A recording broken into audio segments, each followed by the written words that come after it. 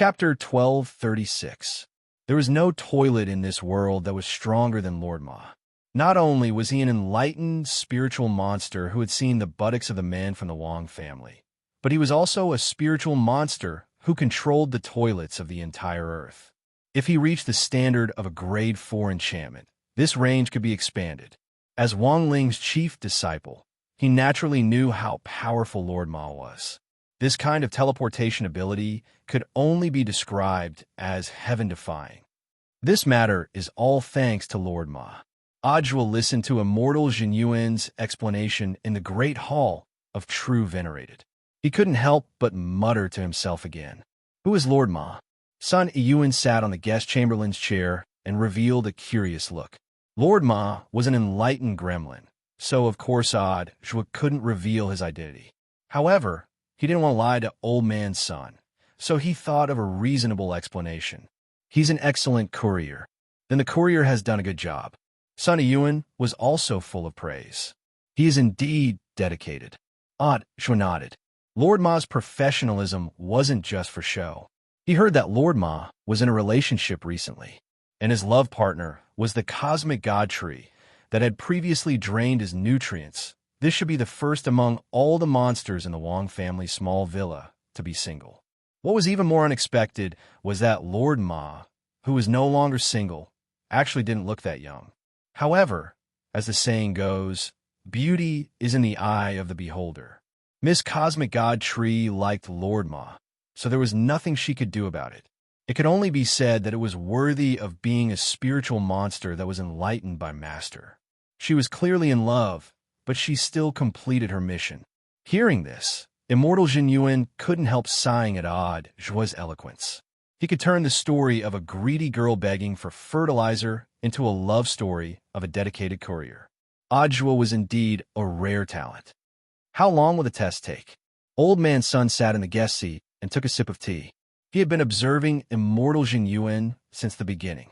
Because this was another expert he didn't know, in his heart, he was glad that he didn't really make a move just now. Otherwise, he would have no place to hide his old face. This Zhan Zongtian was too terrifying. Nameless experts at the level of sweeping monks were everywhere. This was King ridiculous. Immortal Toya is already experimenting. It should be soon. However, in the end, I'm afraid that our Battle Sex medicinal laboratory is not as advanced as Mr. Sun's groups. Speaking up to this point, Ajwa narrowed his eyes slightly and smiled. Everyone knows that Huagwa Water Curtain Group built the first 5th grade elixir laboratory in the country. Unfortunately, our battle sect is currently short on funds, and we still have so many disciples to feed. We still can't afford to open this laboratory. Sun Yuan choked on his saliva. He wasn't a fool, and of course he understood what Ajwa was hinting at. No, this already couldn't be considered a hint. In Ajwa's view, it was already clear. However, Sun Yuan did not intend to accept this. The construction cost of a level 5 pill laboratory was especially expensive, at least 1 billion immortal gold. With this amount of money, he could open a new sky-class sect. Any investment must pay attention to the return, and he was not a philanthropist. He was a businessman, and he would not invest without a good reason. Contrary to Sun Yuan's expectations, Ajwa actually didn't continue pestering him, and instead changed the topic back to Keon. Mr. Keon, I remember that the SBP Foundation was also founded by the International Alliance of Cultivators back then. That's right. Keon nodded. This was a fact that everyone knew, so there was nothing to hide. Let me get a little gossip. How much did you invest in the initial establishment? I think it was 1.5 billion immortal gold, and that's just the operational investment. If you add in the equipment and site, the total investment is already over 3 billion. Does the Foundation also have an elixir laboratory? Yes. It's a level 5 pill laboratory. It was built by Mishio Nation's Torino's Pill Company. That can't be right. It costs a lot to build a level 5 pill laboratory. Which entrepreneur would invest for no reason? Ajwa had an incredulous expression on his face. Mr. Zhua, you have to believe that there are still people in this world who are true, kind, and beautiful, and who sincerely contribute to world peace. Keon's words were very sincere. After saying this, he glanced at Sun Iyuan out of the corner of his eye. Of course, not all outstanding entrepreneurs have this kind of awareness. Hearing this, Old Man Sun's hand holding the teacup started to tremble. He was now especially regretful. He shouldn't have chosen to come to Battle Sect from the very beginning.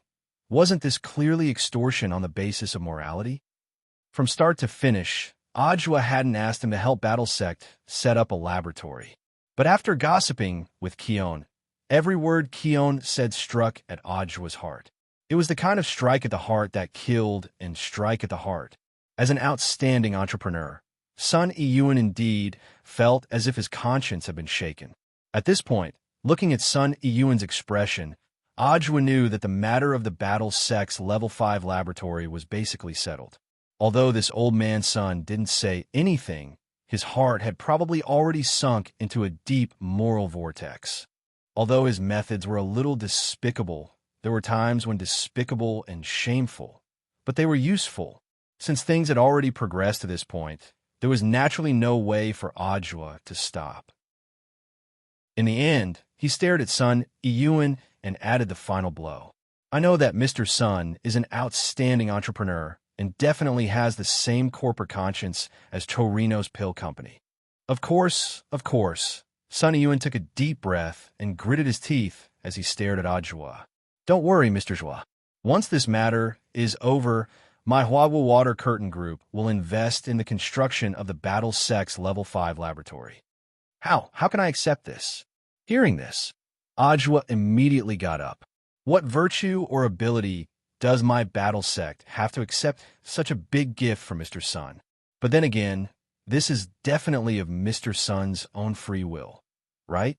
Otherwise, if word gets out that my Battle Sect is coercing you, we can't afford to lose our reputation. Old Man Sun did his best to maintain a smile. Of my own free will, all of this stems from my entrepreneur's conscience. And so, in this delightful conversation about entrepreneur's conscience, it was as if Ajwa could hear his teeth grinding. But he was certain. This probably wasn't an illusion. It was already 2:12 in the morning on Thursday, November 26th. He hadn't fallen asleep yet. After finishing his homework, he had been secretly assisting in the investigation of the Foundation. According to the clues left behind by Warden Leong, there were 7 main envoys behind the scenes of the Foundation. Book of Sage Immortal listed these 7 people in detail in front of Wang Ling. This was the relevant information extracted from Warden Liang's soul memory, and his soul was already under Wang Ling's protection. Position 1 Moon, gender unclear, but a gentle person. Position 2 Star, more intelligence than the others. Claims to have prophetic abilities. Position 3 Sunday, always exudes a sense of justice like a big brother. Position 4 Judgment, host of the meeting. Voice shrill and funny. Gender unclear. Position 5 War Chariot, like his code name, his style is full of violence. Position 6 Fate, a man of few words, but can always give hints at critical moments. Position 7 The Fool, always leaves the meeting midway. Very mysterious. After reading this, Wang Ling felt like he was playing werewolf killer. Then, among these 7 people, who on earth was the Void Spy, and how many wolves were there? Chapter 1237 St. Pius Cathedral, the base of the Moon Emissary. The glazed glass roof of the cathedral shone with a rainbow of colors under the sunlight. Sitting in the middle of the cathedral, one would have the illusion of living in a rainbow illusion. For every believer who believed in God, this was undoubtedly the closest place to God. A nun in black robes and a veil stepped into the cathedral. She walked up the wide aisle, and the bright moonlight shone through the top of the wall, illuminating the tranquil face of the Moon Emissary. The Moon Emissary gazed at the mural of God on the prayer altar with her silver-white eyes and prayed devoutly. A moment later, her thoughts were led, and her whole body turned into a black shadow, sitting in the spiritual space. No one could have imagined that the legendary Moon Emissary's true identity was nothing more than a nun of a church. At this moment, she sat dignifiedly on a bench in the spiritual space. At this moment, the moon emissary felt like she had become God, looking down on all living things. The existence of the Foundation greatly satisfied her vanity. And this was also the reason why she had agreed to join the SBP in the first place. The moon emissary opened her eyes. The neatness of the people in this meeting was somewhat unexpected. All 7 emissaries were here. Reliable news: Snake was killed by a fighter from the battle sect, and Cohen betrayed us. The Judgment Emissary, as the host of the meeting, told everyone the unfortunate news. Everyone present had different reactions to Snake's death. The most shocked person was the Moon Goddess. With his strength, he actually died at the hand of the battle sect. What a useless piece of trash. The Chariot Emissary hammered the table, looking very angry. Didn't he find out anything before he died? Not all. The Star Emissary smiled slyly. The information he had obtained was no less than that of the Judgment Emissary.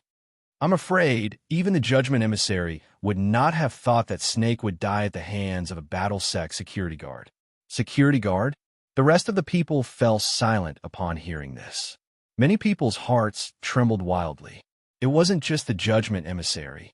Everyone here seemed to have underestimated the combat power of the battle sect. In this day and age, how could there be a lunatic sect that used a true immortal as a security guard? Snake's strength was at half-step true immortal. Just a little bit more, and he would be able to leap into the realm of true immortal. To be able to defeat Snake, even if he was a security guard, he would at least have the strength of a true immortal. I've already organized the scavengers to temporarily retreat. I don't know if anyone has any opinions or thoughts.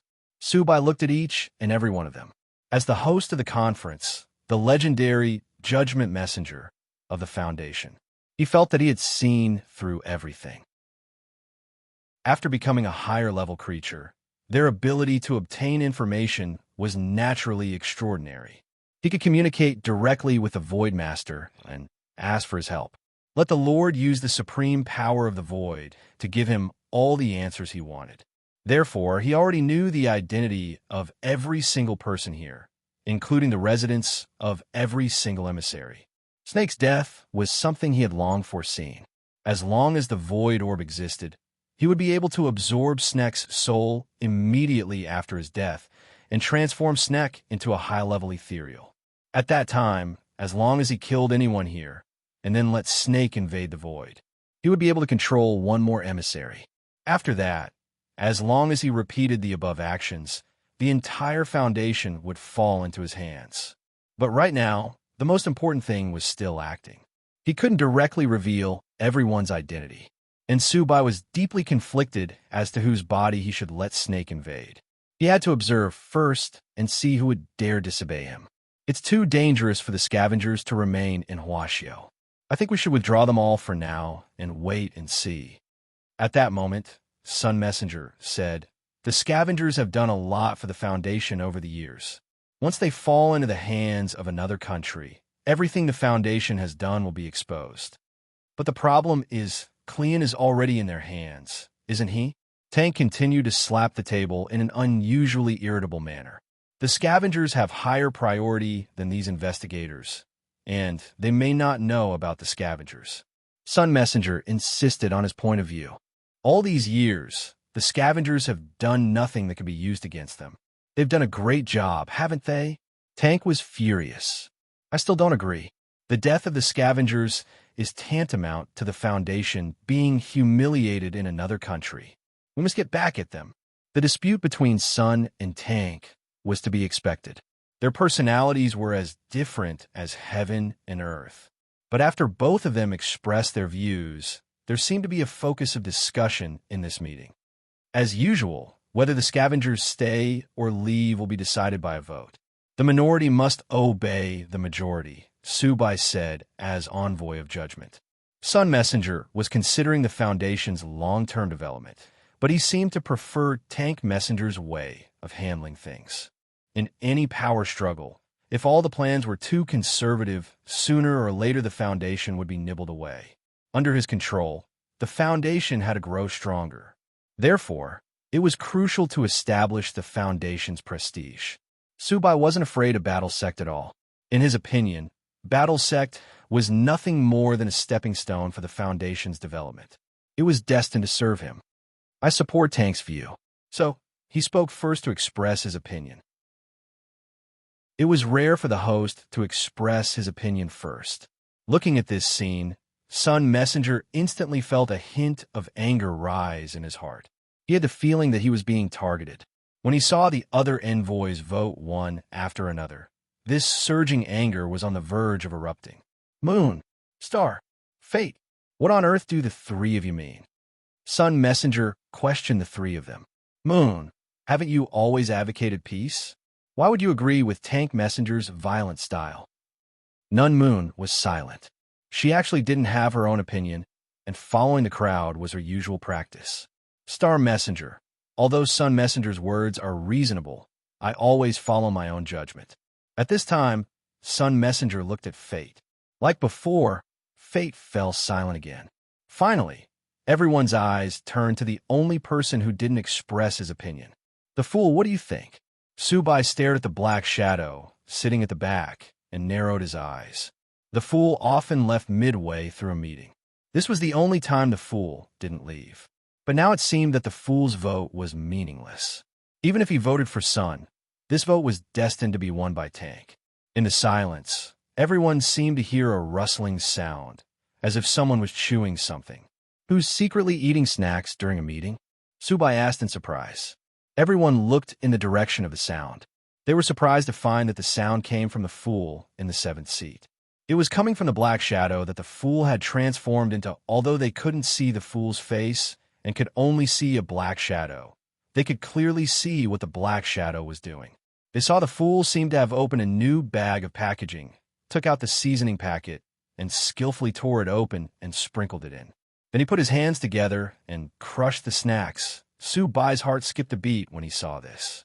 From what he knew, the fool was not like this. He didn't have a hobby of eating snacks. But who was this fool? And this action of opening the bag of snacks seemed a little familiar to Subai. His gaze touched. Deep in his heart, an inexplicable sense of fear was awakened at this moment. Chapter 1238. Half an hour before the Foundation meeting began, Book of Sage Immortal had divined the identity of the fool, one of the 7 envoys. It suggested that Wang Ling used the temporary possession spell to enter the body of the fool. This kind of possession was temporary and could achieve a temporary soul exchange. The advantage was that it could infiltrate seamlessly without anyone noticing. So, Wang Ling wasn't really the fool. What Wang Ling hadn't expected was his habit of secretly snacking raised questions among the other envoys present. Fortunately, he hadn't been completely exposed. The most important reason was that Subai didn't believe that the fool was Wang Ling. It couldn't be this person. In that instant, the word impossible flashed over and over in Subai's mind. According to the information he had gathered, the fool's true identity was a woodcutter who lived deep in the mountains, and his name was Joyce Tan Lang. Joyce Tan Lang was very strong, but he had a miserable life. He had a younger sister who had been possessed by an evil spirit since she was a child. This tyrannical evil spirit had been entrenched in his sister's body all year round and refused to come out no matter what. Apart from cultivating hard to make himself stronger, Joyce had also been looking for a way to get rid of the evil spirit. At the same time, he had been looking for a way to get rid of the evil spirit. Unfortunately, Joyce had dragged things out for too long. The evil spirit and his sister's souls had fused together, and they were now inseparable. Joyce had been able to keep his sister alive. He had no choice but to take her to live in the mountains, where spirit chi was abundant. Because of this, the signal in Joyce's mental space had always been unstable. And this was also the reason why the emissary of the fool often left the meeting midway. So, a woodcutter who had been living in the mountains all year round with his sister, who had been possessed by an evil spirit. Why did he suddenly have the habit of snacking? Subai had his doubts, but he didn't believe that the woodcutter was the fool. It was the man whom he had been longing for revenge. He had been planning everything, but he hadn't even officially launched his plan. All of the actions should be seamless. There was no way that man would have thought that he was the mastermind behind all this. So, there had to be a mistake somewhere. Or perhaps the Lord of the Void had missed some of Joyce's habits. If this was a woodcutter who loved to eat snacks, it would make sense. Joyce had sacrificed so much for her sister. He had visited so many powerful beings in remote places in search of the secret method to dispel the evil spirit. He must have his own pressure. Some people relied on typing on the keyboard to relieve stress. Some live on whiskey. Some people relied on recommendation votes and monthly votes. There were also people who shamelessly relied on drag to relieve stress. Of course, it did not rule out the possibility that some people ate snacks to relieve their stress. Subai nervously swallowed the saliva in his mouth and spoke. "The fool!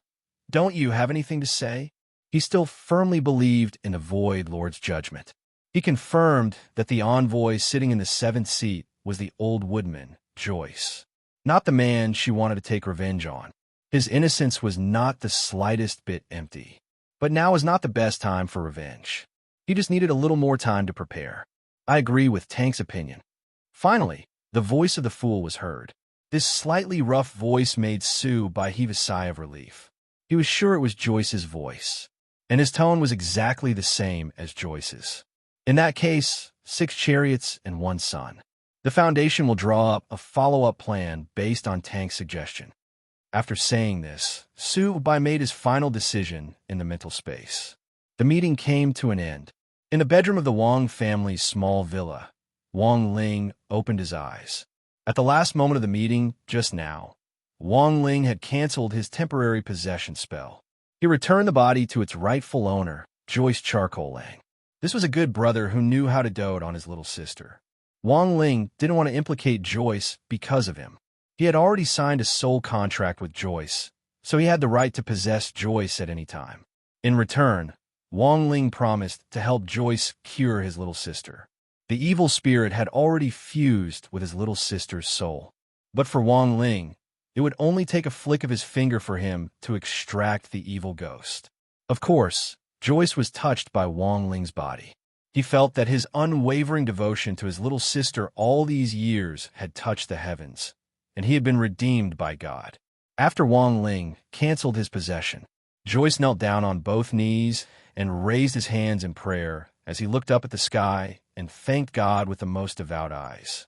"Joyce, Lord, thank God. If you mainly use my body, you're welcome to possess me at any time." "Wang Ling, is it done?" At that moment, Wang Ling turned his gaze to the tablet on the table, although Wang Ling already had the thought of giving it away. So, he had to give it away. But for the time being, April was still useful. While my Lord was possessing me, I already figured out the identities of the people in the spirit space. Book of Sage Immortal gave the results of its deductions. There was no doubt that the 7 members of the Foundation were all foreign cultivators. But that didn't rule out the possibility that some of them were colluding with the General Alliance. Among them, the probability of Tank colluding with them was as high as 87%, and he was a key target for observation. Wang Ling clicked on Tank's information. He discovered the real full name of Tank's emissary, Toy Dre. He was the big boss of a multinational spirit sword production company and controlled more than 20 large spirit sword production factories. Every year, some of the mass-produced spirit swords in Huaxiao Nation came from Toy Dre. What astonished Wang Ling even more was that this Toy Dre actually seemed to be related by blood to someone Wang Ling knew. According to Book of Sage Immortal's bloodline analysis, Toy Dre's DNA was actually highly similar to E.G. Yang's. The two of them were actually father and son, but E.G. Yang had been alone since he was a child. It was only after General E had taken a fancy to his talent that he had accepted him as a disciple. His life had gradually gotten better. To be honest, if it wasn't for this bloodline data, it was hard for Wang Ling to imagine that E.G. Yang had foreign blood. It looked like E.G. Yang might have inherited more of his mother's genes, and his mother was definitely an authentic Eastern beauty. Keep investigating. Wang Ling continued to give orders to Book of Sage Immortal. He needed to know who on Earth Yi Jiang's mother was. As long as his mother was on Earth, he would be able to find some suspicious clues through a large database. It might take some time to find them, but Wang Ling had plenty of time now. In fact, in the data provided by Book of Sage Immortal, Wang Ling also discovered another interesting set of data. That was the inference about the identity of Messenger of Judgment number 4.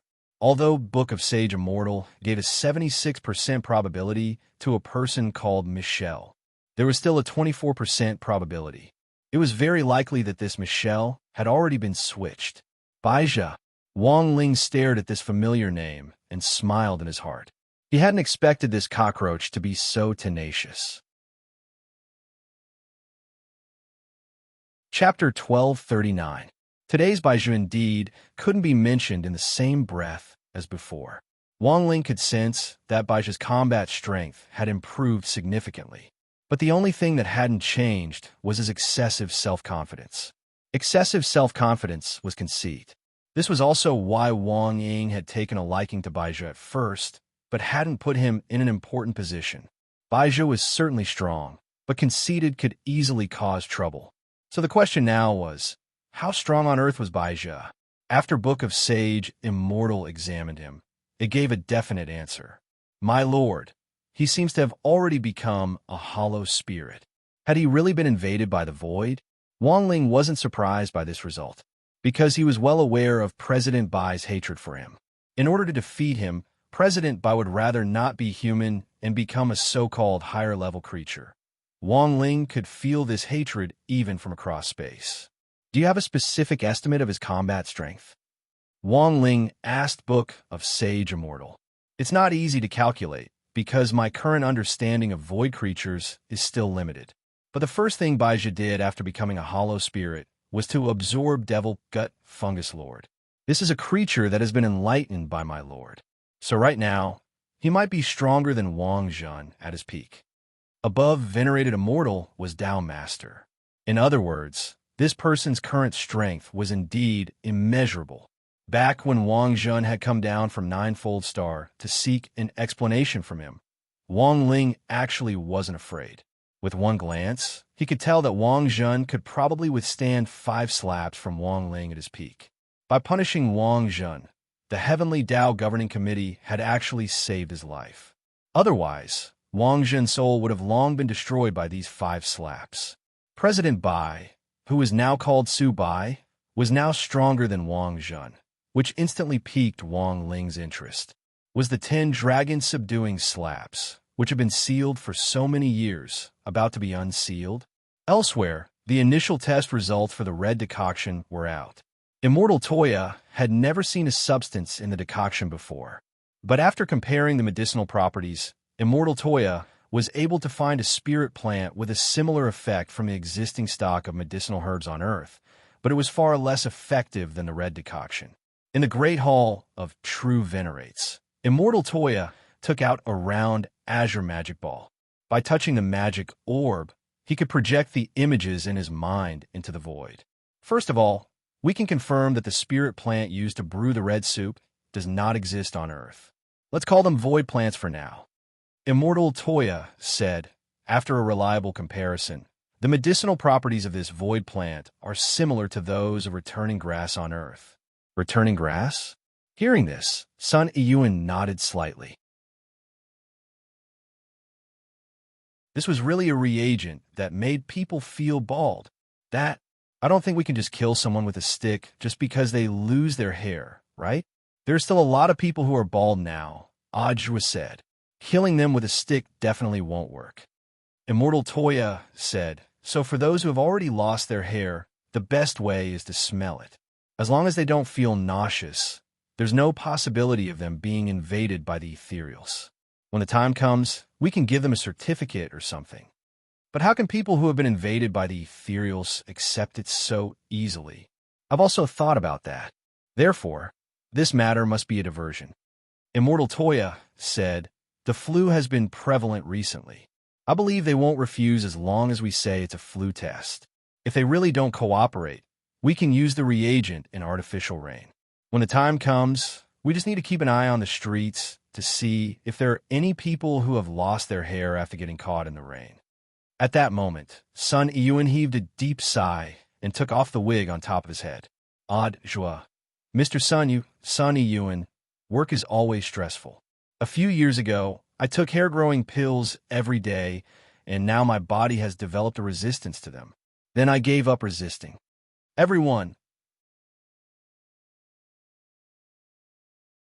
Chapter 1240. The successful development of the hollow test reagent finally gave everyone in Battle Sect a glimmer of hope.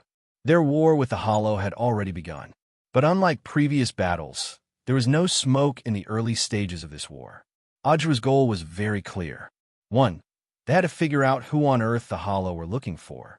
2. They had to strangle the hollow in the cradle before they found the key person and officially launched the Void invasion. "I'll take the reagent back," Old Man Sun said at that moment. Huagua Water Curtain Group had many stores, which could allow Immortal Toya's reagent to be produced in large quantities in a short period of time and shipped to its stores all over the country.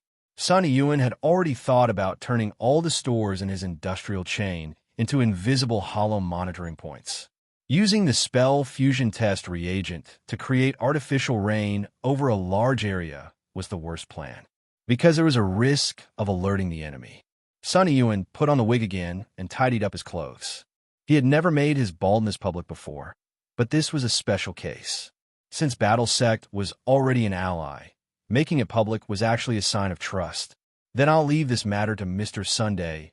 Ajua, Immortal Jinyuan, and Immortal Toya cupped their fists in salute. "We'll get through this together." Sun Yun's expression was solemn as he cupped his fists in return. Then, Old Man Sun left in a hurry with Immortal Toya. As the reagent developer, Sun Yun had already made an exception to hire Immortal Toya as chief engineer. Developing reagents was also a frontline job. Immortal Toya was deeply proud of this. Doctors were benevolent, and alchemists were also medical workers. Immortal Toya was naturally duty-bound. And so, in the early morning of November 26th, thanks to Battle Sect and Huagua Water Curtain Group's cooperation, the ins and outs of the whole matter had basically been figured out. Although there were still a lot of doubts about the matter, the general direction had been set. In just a few short hours, Immortal Toya had swiftly developed a reagent to detect the hollow. This speed was jaw-dropping. "We've already started work on the reagent, but Mr. Keon, there's something else we need your help with." Not long after Old Man Sun and Immortal Toya left, Ajua turned to look at Keon again. Keon was a smart man and actually knew very well what Ajua wanted him to do. To be honest, he wasn't mentally prepared. Now, Keon's mood was abnormally tangled and nervous. Ajua saw that the hand he used to light his cigarette couldn't stop trembling. "I'm not afraid. I'm just—" Kun tried to explain. "I understand." Ajua stepped forward and patted Keon's thick shoulder. Now, the responsibility of revealing the truth had fallen on this man's shoulders. After finishing the cigarette, Kun pressed the cigarette but into the ashtray at the side. Then, he took a deep breath and tried his best to calm himself down. "Mr. Zhua, I'm ready." Kun stood up. Ajua had already prepared a live stream room on his side, and everything Keon said would be broadcast online to all over the world. In the information age, the power of the internet could not be underestimated. Once the traffic piled up, it could be even more terrifying than the power of live TV. According to the plan, Keon would reveal the ins and outs of the entire incident in 2 parts. In the first stage, they could not reveal anything about the arcane shirt for the time being. They needed to let the detection reagents run on the market and distinguish between friend and foe. When the time was right, the second stage would be when the truth would be revealed. Keon would reveal everything that the Foundation had asked him to investigate for the past 20 years. This would also include the truth about the Void invasion. Of course, in order to protect Keon, Ajua would protect Keon's identity in the first stage and would only report the first incident as a researcher in Battle Sect.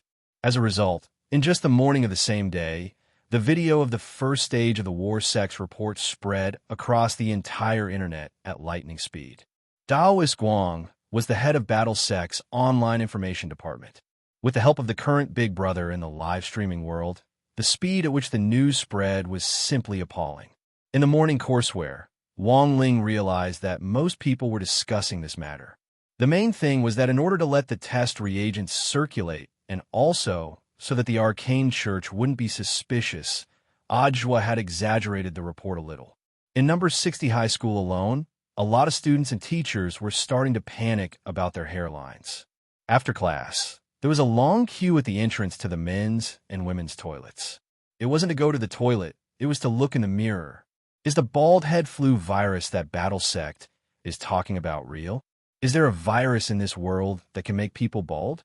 In class, Hirogwa stroked his beautiful hair to confirm that it was still very healthy. The person who was least worried about this matter was Super Chun, because he had a buzz cut to begin with. For him, to be bald or not to be bald, actually, there wasn't much of a difference. F***K. I saw some people online say that they're already bald. They lost a lot of hair in one night, and they suspect that they might have this bald head virus. At that moment, someone cried out in alarm as he scrolled through his phone. Where? Let me see. Hearing this, everyone gathered around to watch the excitement. This was just a screenshot of chat log. It was full of text, and there weren't even any pictures. Wang Ling sighed disinterestedly. Now that the bald head virus was a hot search topic, there would always be people who liked to take advantage of this opportunity to freeload. The internet spread too quickly, and without a full understanding of the unknown, it was very easy for people to believe all kinds of rumors made up by people with ulterior motives and marketing accounts that had popped up online. As it turned out, people were even more afraid of baldness than of coughing and fevers. After Ajwa's announcement, Huawu Water Curtain Group very quickly set up testing sites across the country. They even mobilized all their employees to carry out epidemic prevention work, set up testing sites in major public places, and linked hospitals to isolate suspected people. This kind of reaction speed was already godlike. In fact, the vast majority of people weren't at risk of baldness. All this was just a pretense to identify a hollow spirit. Sitting in his seat, Wang Ling quietly watched the performance from the Battle Sect. On one side, someone was working hard. On the other side, someone was vigorously spreading rumors for the sake of traffic. In just one morning, ginger and garlic had been sold out in the market just because a marketing account said that garlic and ginger could prevent hair loss. Wang Ling, I remember that you have garlic-flavored crispy noodle snacks, right? Do you want to contribute some? At that moment, someone turned to look at Wang Ling and asked. Wang Ling's heart was on the verge of collapse. This person, what the hell was he thinking? Chapter 1241. Ajwa's move could be described as catching everyone off guard and catching them off guard. Apart from Battle Sect and Huawu Water Curtain Group, the other two forces who had been fighting over Cologne earlier were also in a daze. Bald head virus, what is this? In the ancient castle, Subai vaguely felt that something was wrong, but he couldn't put his finger on it. He asked the Lord of Void for advice, and the Lord's answer was they could use this matter as a cover to speed up their invasion of the Void. They could let more ethereals join the operation to find the people they wanted to find. For the first time, Subai, who used to be a human, had some doubts about the Lord of Void, but he didn't dare disobey him. It was the Lord of Void who had given him everything. Since he could give it to him, if he was unhappy, he wouldn't take it back. At that moment, Subai realized for the first time that ethereals had a disadvantage as advanced creatures. They were used to living a carefree life in the world of the void and had never experienced the deceit, lies, and mutual deception of the human world. To put it bluntly, this group of ethereals, including the Lord of Void, were a bunch of honest people through and through. Now, Subai could only pray that things would go according to plan, and that this so-called bald head virus storm wouldn't turn out to be some kind of trick. In the short span of one morning, the bald head virus storm swept the world and became a hot topic among the people. How to guard against this terrifying influenza virus instantly became the focus of all cultivators' discussion. Some experts said that washing hands and wearing masks weren't enough, because this bald head virus could also be transmitted through contact. For example, if someone who is already infected with the bald head virus stroked their head, it could also cause hair loss. Wang Ling knew that this was, of course, unreliable nonsense. But the problem was that there really were people who believed this unreliable information. Take number 60 high school as an example. That afternoon, an epidemic prevention team formed by the cultivation police and the local health department came to number 60 high school and took away several bald-headed teachers for investigation. Old Antique explained again and again to the epidemic prevention personnel in thick protective clothing, "Brother, I'm really not sick. I don't have much hair to begin with." In that short moment, Old Antique even had the urge to revert to his gorgeous itinerant true form. In his gorgeous itinerant form, he had long, elegant, waist-length hair. The feeling of being misunderstood was really unbearable. However, the epidemic prevention personnel did not listen to the explanation at all. The order they received was that they would rather kill everything by mistake than let a single one go. "Teacher, please cooperate with me first. We will bring you to the testing point later. If there are no problems, you can leave on the same day. Now, please cooperate with the van." The attitude of the epidemic prevention personnel was very firm. Old Antique had no choice but to cooperate. The trunk of the minivan had already been treated to expand the space. When Old Antique entered, he found that the space had already been divided into several individual areas. This is a separate design to prevent cross-infection. "Brothers, where did you all come from?" Old Antique tried to get close to the people next to him through the transparent space wall. "Hey, my name is Shiraishi Shio. I'm a monk." "My name is Baldy Pippi, a short and bald author." As suspected cases from all over the country were taken away for testing, the epidemic prevention work was carried out in an orderly manner. Things weren't over after Old Antique was taken away. Just before school was over, everyone was told to stay in school for a school-wide screening. Every student, teacher, and staff member had to be examined. No one could escape. The method of examination was also very simple. It was to spray test reagents on the top of one's head.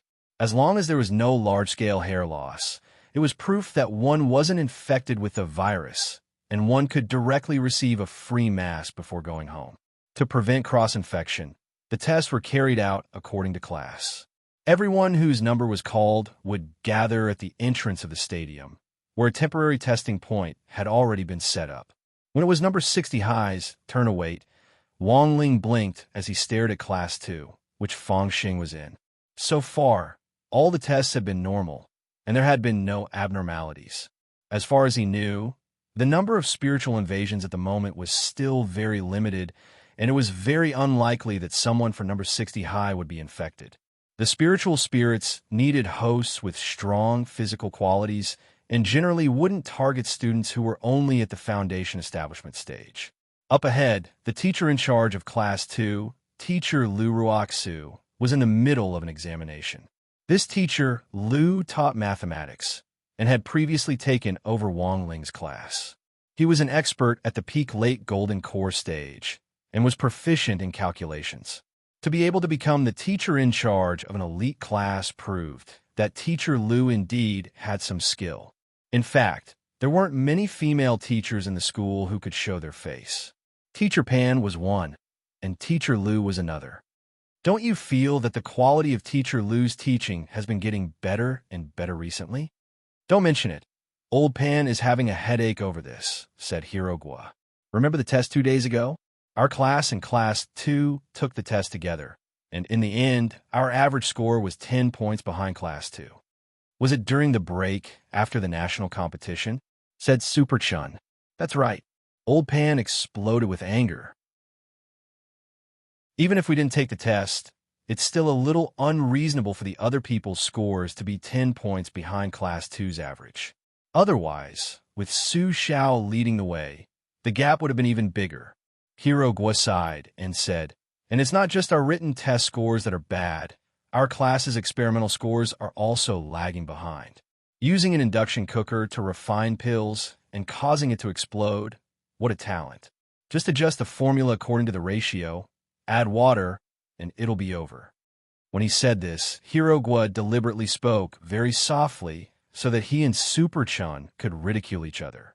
Although what he said was the truth, if other students heard it, it could easily affect the unity of the class. According to Hirogwa, it seemed that teacher Lu Ruoxu had recently become enlightened in teaching and had found a new teaching method, which enabled the students in Class 2 to learn new knowledge faster. Wang Ling's class had been in the lead previously, and this sudden fall behind was naturally a huge blow to Teacher Pan.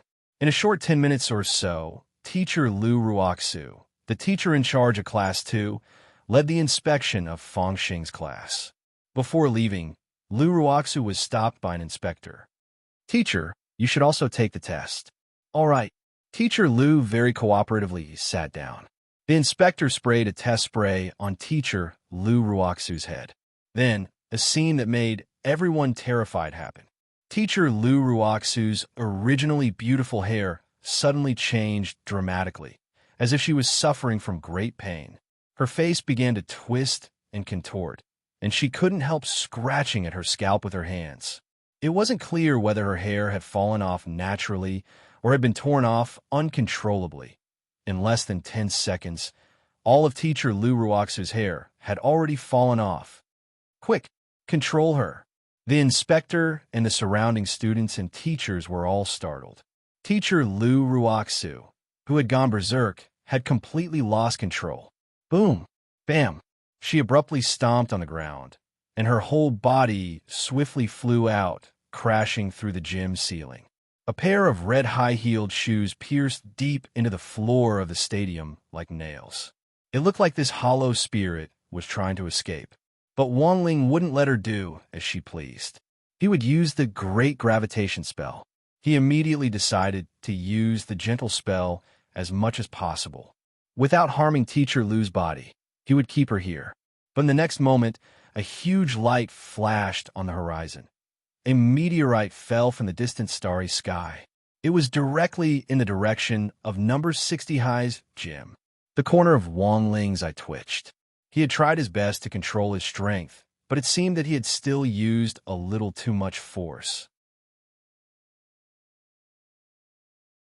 Chapter 1242. Wang Ling had indeed held back when he had attacked. He had used a condensed version of the great gravitation spell, which was only used on teacher Lu Ruoxu, who was trying to escape. This was a lock-on skill, but Wang Ling hadn't expected the condensed power to actually be able to trigger a meteorite in space. He really had. He had only used a little bit of his power. But in the end, this was still his fault, and he had to think of a way to get rid of it. Otherwise, when the meteorite fell, the huge explosion might flatten all of number 60 High. No, an entire district.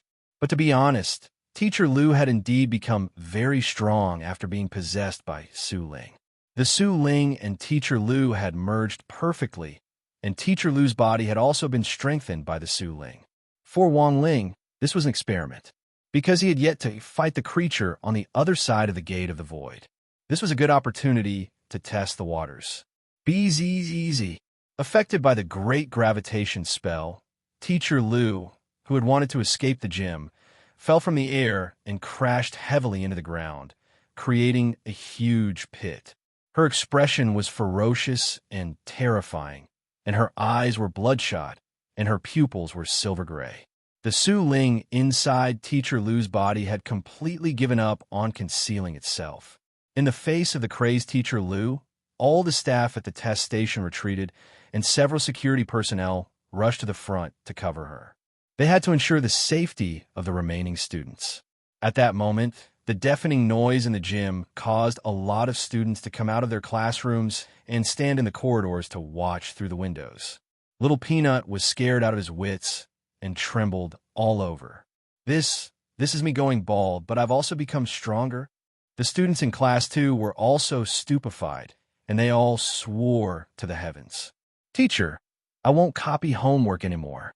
I'll pay attention in class." "Boo-hoo. Teacher, I won't go to class anymore.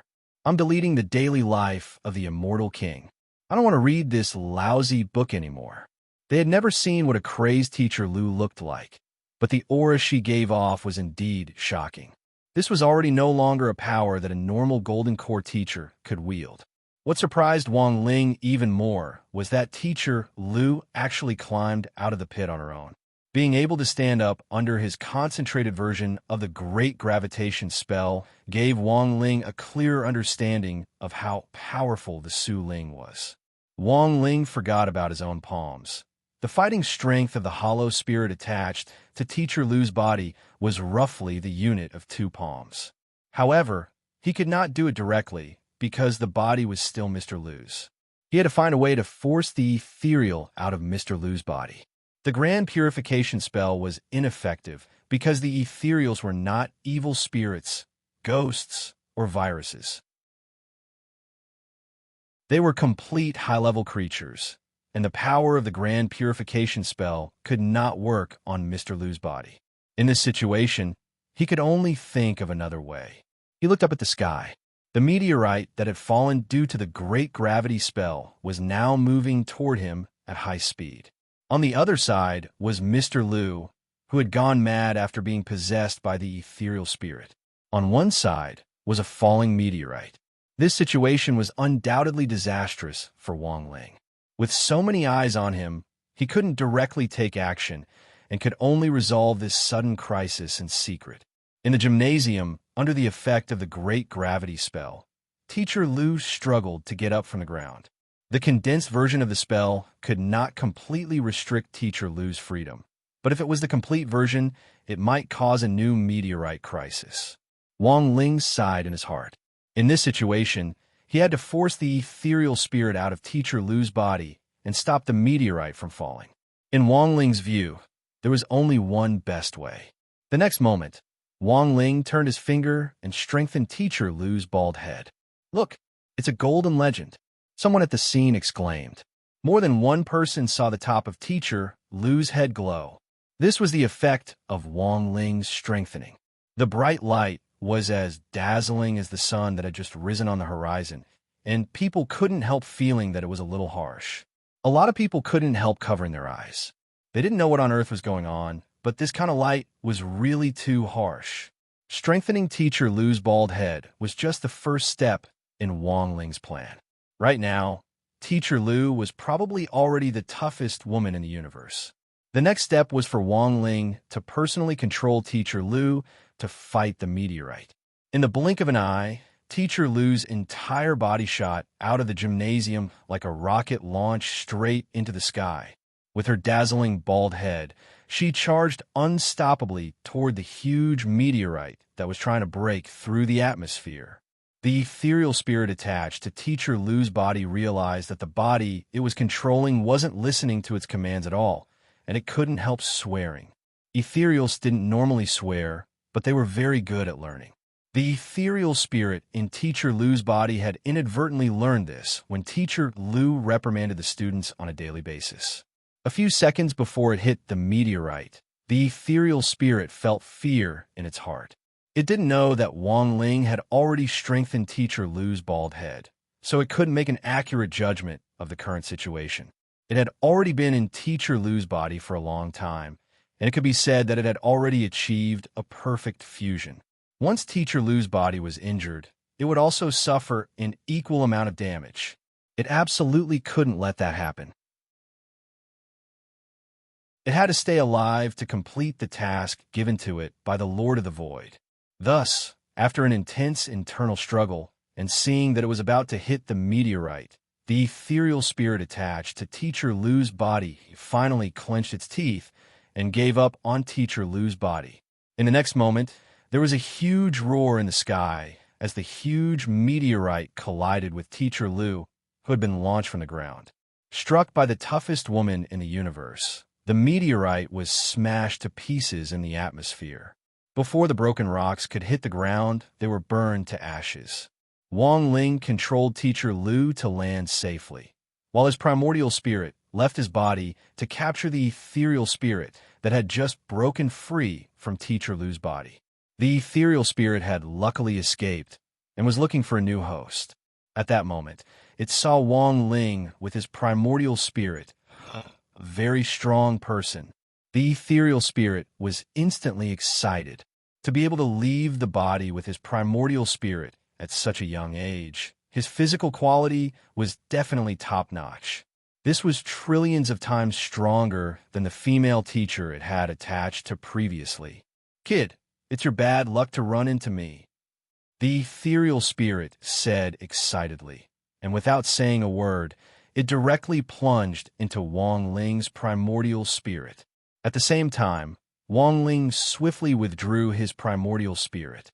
His plan to use his primordial spirit as bait to capture the ethereal spirit had been a complete success. This ethereal spirit had run into him. Just as bad luck. Chapter 1243. After entering Wang Ling's body, the void spirit's first step was to take control of the brain, seize this spirit space, and then start to devour Wang Ling's will. Every human cultivator who was invaded by the arcane spirits would face this step. This was also one of the reasons why these human cultivators behaved so erratically and their temperaments changed so much. The invasion officially began. An ordinary human spirit space couldn't be considered big. This was related to a person's cultivation level.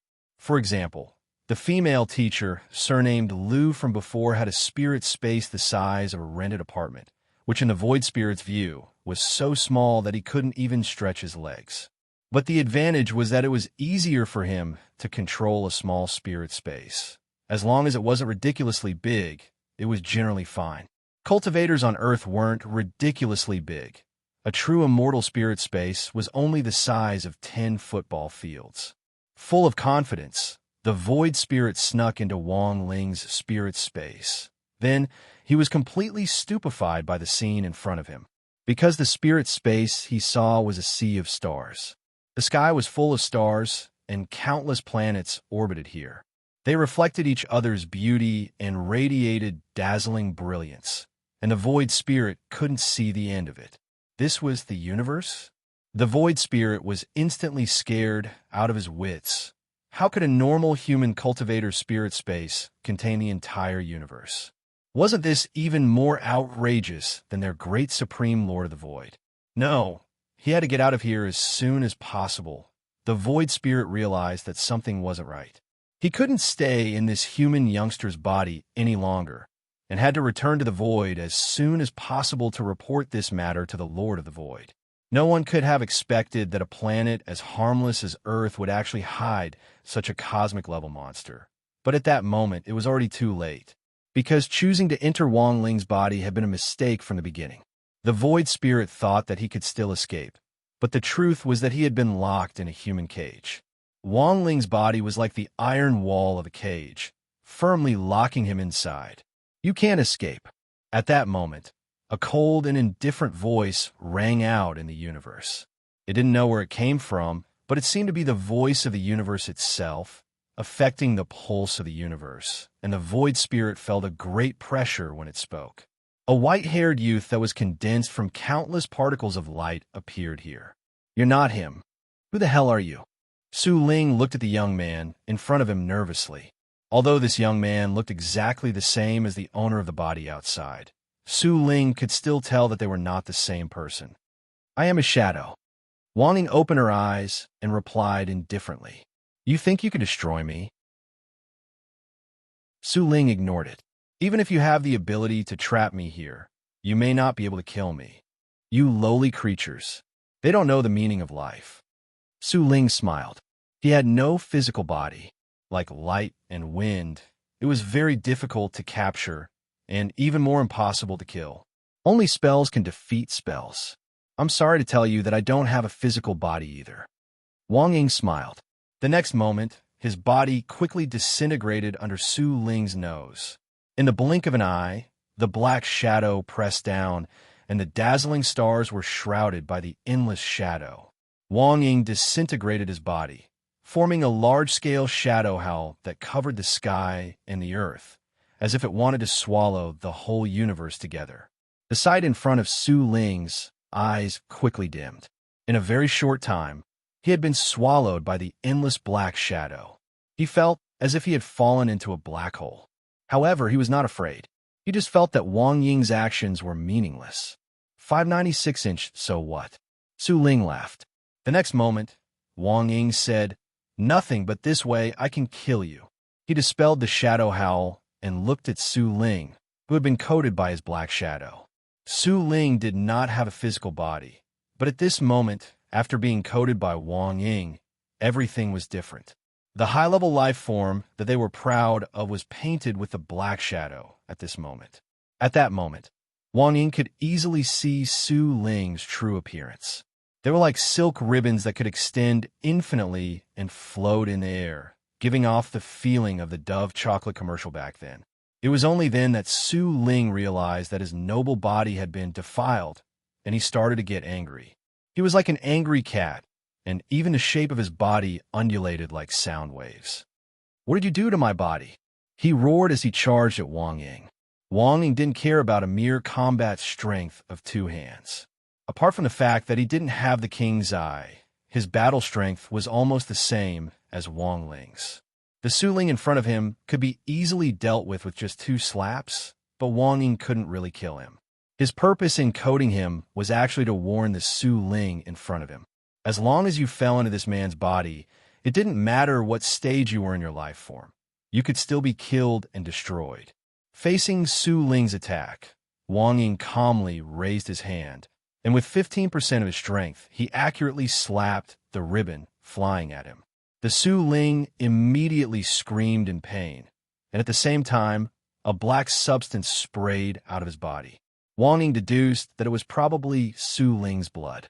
Su Ling's blood was originally colorless, but after being coated by Wang Ying's shadow, even the blood was dyed black. You're no longer a higher form of life. You already have color and form, and you can even be hit by me. Wang Ying looked at the Su Ling. He didn't look like he was looking at a higher form of life. It was the look of someone staring at trash. You should have already felt the fear of death from that slap just now. Even if you were to return to the Su Ling now, your lord would only think of you as an alien and would mercilessly erase you. These 2 short sentences made the Su Ling feel even more terrified. He completely believed what Wang Ying said. Given his current ugly appearance, even if he went back, he would definitely be ostracized. "I'll give you a chance. Answer my question. After that, I'll remove the coating on your body and let you go," Wang Ying said to the Su Ling. This Su Ling was already at his wit's end. "What do you want to ask, Wang Ying? What on earth are you looking for when you invaded Earth?" The Su Ling fell silent. He was wondering what kind of question it was. Sooner or later, this matter would have to come out in the open. As long as it didn't involve the Lord of the Void, he could answer it. "We're looking for the key to the Void Gate. Only the great son of the Void is qualified to be this key," the Su Ling said. "Can't you open the gate? Why do you need a key?" Wang Ying was puzzled. The Su Ling, "We agreed that you would only ask 1 question. Sorry, it's my fault." Wang Ying apologized. The next moment, he raised his hand. "Then you can go die." After saying that, Wang Ying's palm struck out, 200% power. The huge palm force shook the universe. Chapter 1244. You're pretty ruthless. Wang Ling's voice reverberated in the spiritual space, which was as vast as the universe. "I won't allow anyone to defile this place." Wang Ying's voice was cold. He turned around, and his whole body turned into a black shadow, once again merging with Wang Ling's spiritual space. He was decisive in killing. Wang Ling admitted that he was far inferior to Wang Ying in terms of character. Although Wang Ying was his shadow, his personality was very different from his. Wang Ling named the slap Wang Ying had used on the Void Spirit just now, "No one recognizes me." He felt that this was very much in line with Wang Ying's personality. If it had been Wang Ling, he probably wouldn't have killed this Void Spirit. Because Wang Ling wouldn't care about a small bug, the blockade of the spiritual space actually gave Wang Ling a very good opportunity to play with this bug he had just caught. But unfortunately, the situation was urgent, and Wang Ling didn't have much time.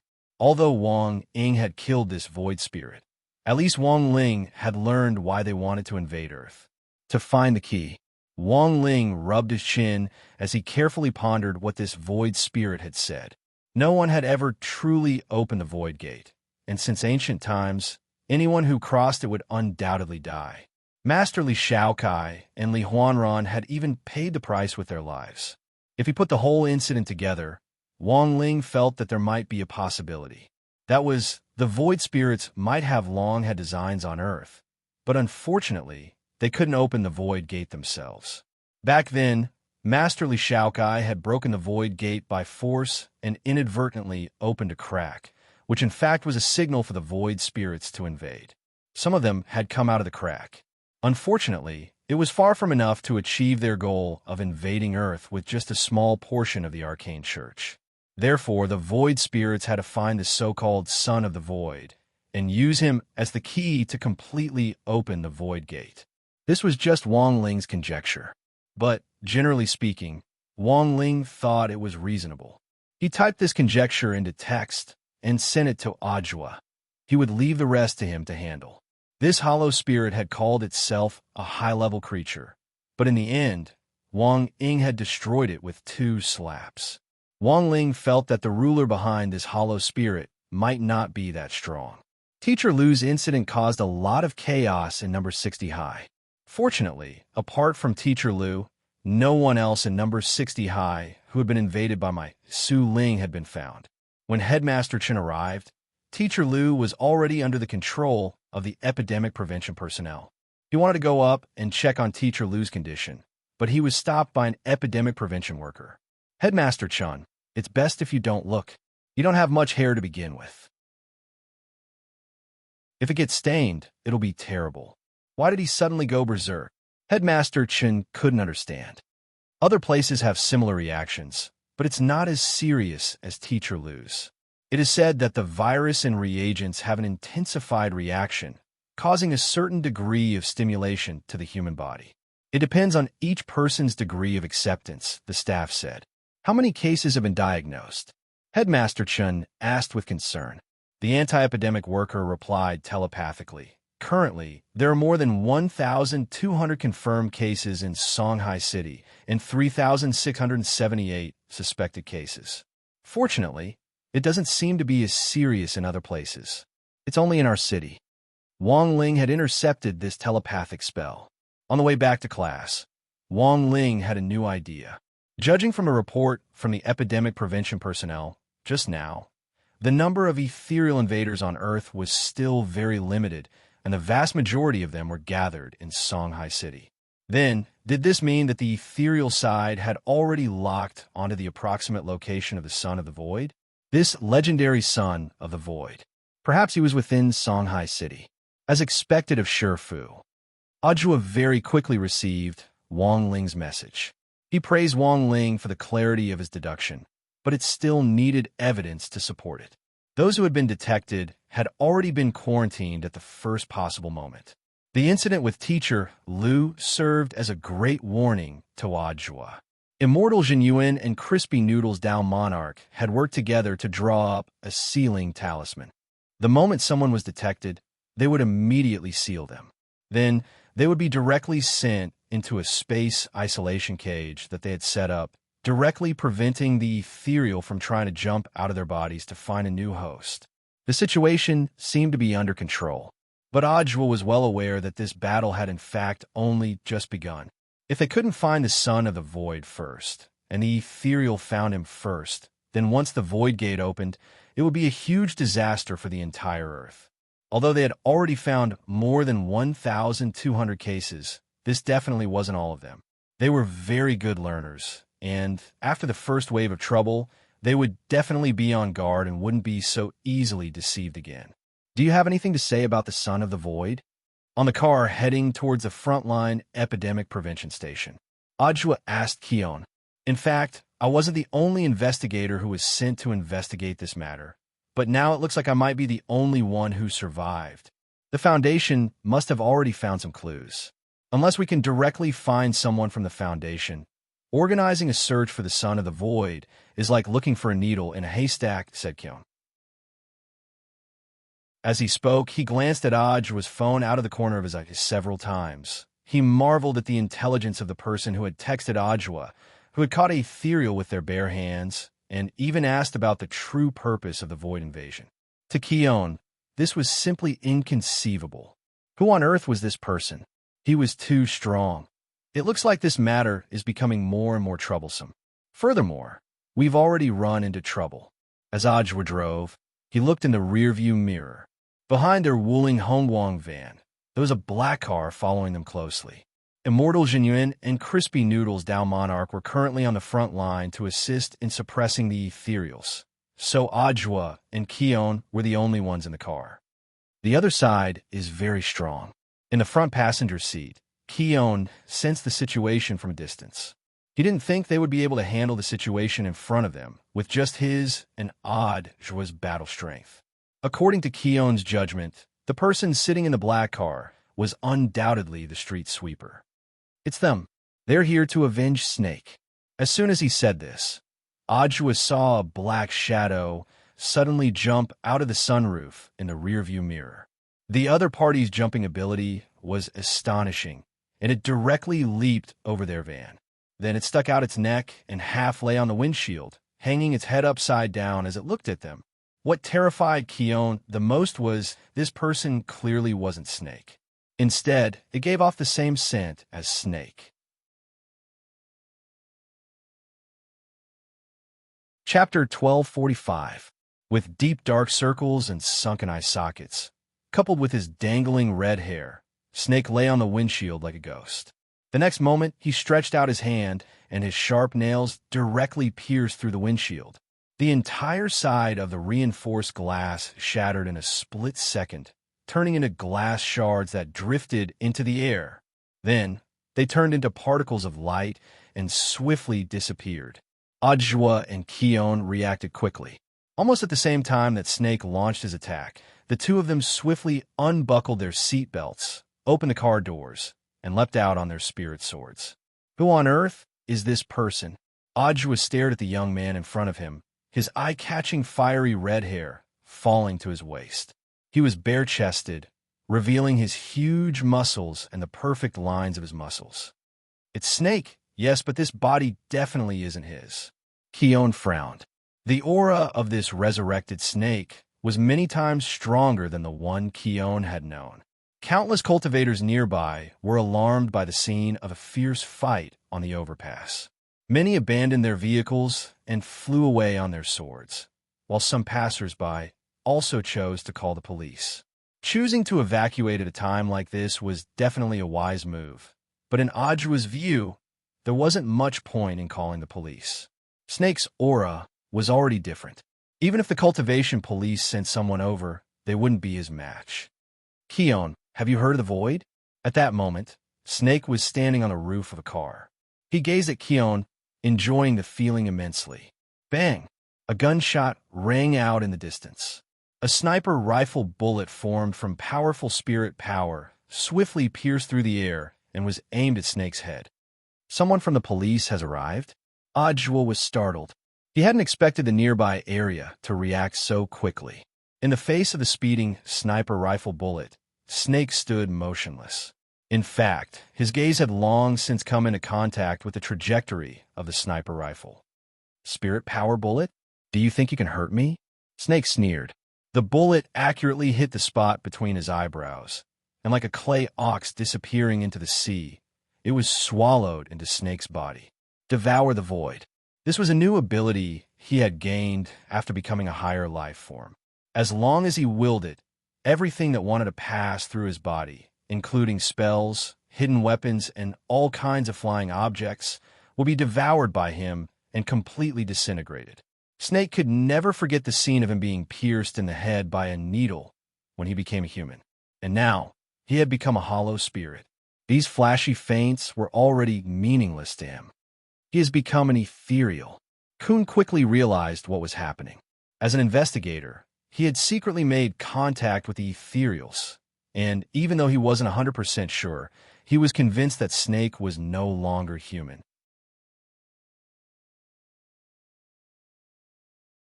Of course, given Ajwa's daily savings and Wang Ling's occasional pointers, his reservoir of spirit power had long since reached saturation. Ajwa had never found a suitable opportunity to use it, and now the time was completely ripe. You, a golden core cultivator, actually have a heavenly Dao technique? Snake looked at Ajwa in astonishment. When he had still been human, he had also painstakingly pursued heavenly Tao, but he hadn't even touched the hem of its robe. He had once been a cultivator from Earth who had worked hard to cultivate in pursuit of the power of heavenly Tao. Snake laughed self-deprecatingly in his heart. For him, it was no longer important whether or not he had heavenly Tao. He had already become a higher life form. Even if it was heavenly Tao, he didn't care about it at all. Ajwa, you've given me a good chance to prove myself. Snake fixed his gaze on Ajwa with a fierce expression. I will kill you with my own hands and hang your head high above the gate of the void to prove that I am already above the heavenly Tao. Chapter 1246. Snake and Cohen couldn't be said to be familiar with each other. But as a colleague who had worked together in the same unit, and in addition, Clean had secretly investigated Snake's information. He felt that Snake had become a completely different person after transforming into a void spirit. Snake had become even more arrogant, and could even be said to have become more conceited. After completely becoming a void spirit, even his personality has changed. This could be considered a new discovery for Cohen, and he believed that there were two types of personality changes. The first was an earth cultivator who had been invaded by a void spirit. After merging with a void spirit, under the premise that their mental space was controlled, even their personality would be taken over by the void spirit. There didn't seem to be any abnormalities in their behavior, but it was still quite different from usual. Number 60 high school's teacher Lou was the best example. The second type was Snake, who was in front of him. He hadn't been invaded by a void spirit, but had accepted it of his own accord, allowing his soul to completely change and become a void spirit himself. Cohen had been investigating the void all this time, and had even made some silent contact with them. But this was indeed his first time exchanging blows with a void spirit. Standing here as a false true immortal, he could already feel immense pressure, let alone Ajwa. Mr. Joie, what are our chances of winning? He instinctively wanted to persuade Ajwa to retreat. Judging from the astonishing pressure that Snake was exerting, even if Ajwa, who was at the Golden Core stage, was added to the mix, it didn't seem like they would be able to completely reverse the situation. But at that moment, Ajwa shouted, "Open the floodgates." Hearing this, Cohen was shaken to the core. Mr. Joie, he turned around in disbelief and stared in astonishment at Ajwa's live performance. The power of heavenly Tao. At this point, Cohen was completely stupefied. The expression on his face was exactly the same as Snake's when he saw this scene. A golden core stage cultivator actually possessed a Heaven's Path cultivation technique. This was simply unimaginable. This war sex people were simply abnormal. Was this still a sect made up of people? At that moment, Cohen's emotions were exceptionally complicated. Excitement, astonishment, doubt, all kinds of emotions were intertwined. He had long since known that Ajwa wasn't a simple person. But now, his impression of Ajwa in his heart needed a major update. A tremendous amount of spirit power gushed out of the tiny golden core in Ajwa's body like a landslide, a tsunami, or a flood breaching a dam. In a short period of time, Ajwa's aura skyrocketed. Of the 33 giant reservoirs of spirit power, Ajwa had only unsealed 6 of them, but he had already achieved astonishing results. The reservoir was good, but it couldn't be completely released at once. At the moment, Ajwa was already at his limit for releasing 6 people in a single round. He needed to wait for his body to adapt before he could proceed with the next round of unsealing. Unlocking the seals of the 6 reservoirs would increase his cultivation level to the false true immortal stage. His current battle prowess wasn't any weaker than Calhoun's. However, it would be a little difficult for the two of them to defeat Snake together. Miss Bai Chiao, if I die, no one will test the game for you in the future. At that moment, Ajwa roared into the air. If we don't act now, when will we? As soon as he finished speaking, on the horizon, a beam of brown light lit up and shot straight into the sky. He then swiftly turned into a shooting star and sped towards Ajwa. The scabbard of the peachwood sword. To better protect Ajwa, Wang Ling had added Ajwa's name to the scabbard, but Ajwa hadn't dared order it around. If it wasn't for the critical situation at the moment, he absolutely wouldn't have dared disturb this female otaku playing games in the sect. It had to be said that Bai Qiao reacted very quickly. After hearing Ajwa's summon, she almost immediately pressed the pause button on the game and flew into Ajwa's palm at a speed faster than the speed of light. The scabbard of the peach with sword?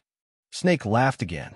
He had never seen anyone whose weapon of choice was actually a scabbard, and one made of peach wood at that. He felt that he could turn a scabbard like this into flying ash with a single breath. Snake had thought that Ajwa would take out something amazing, but he was greatly disappointed in the end. Ajwa, it seems your performance is over. It's my turn now. In the air, Snake spread his arms, and Ajwa could see an invisible mass of energy seemingly gathering in his palms. This was a super dense mass of energy. The moment Snake condensed it, the energy was extremely dense. The space nearby couldn't bear the pressure and started to tear apart. This was a variation of the void devouring skill. Anyone who came into contact with this massive energy would instantly disappear, devoured by the void. So in Snake's view, no matter what Ajwa took out, it would be of no use. What was more, what he had just summoned was a scabbard that looked absolutely useless. Ajwa, crawl for me. Snake laughed out loud.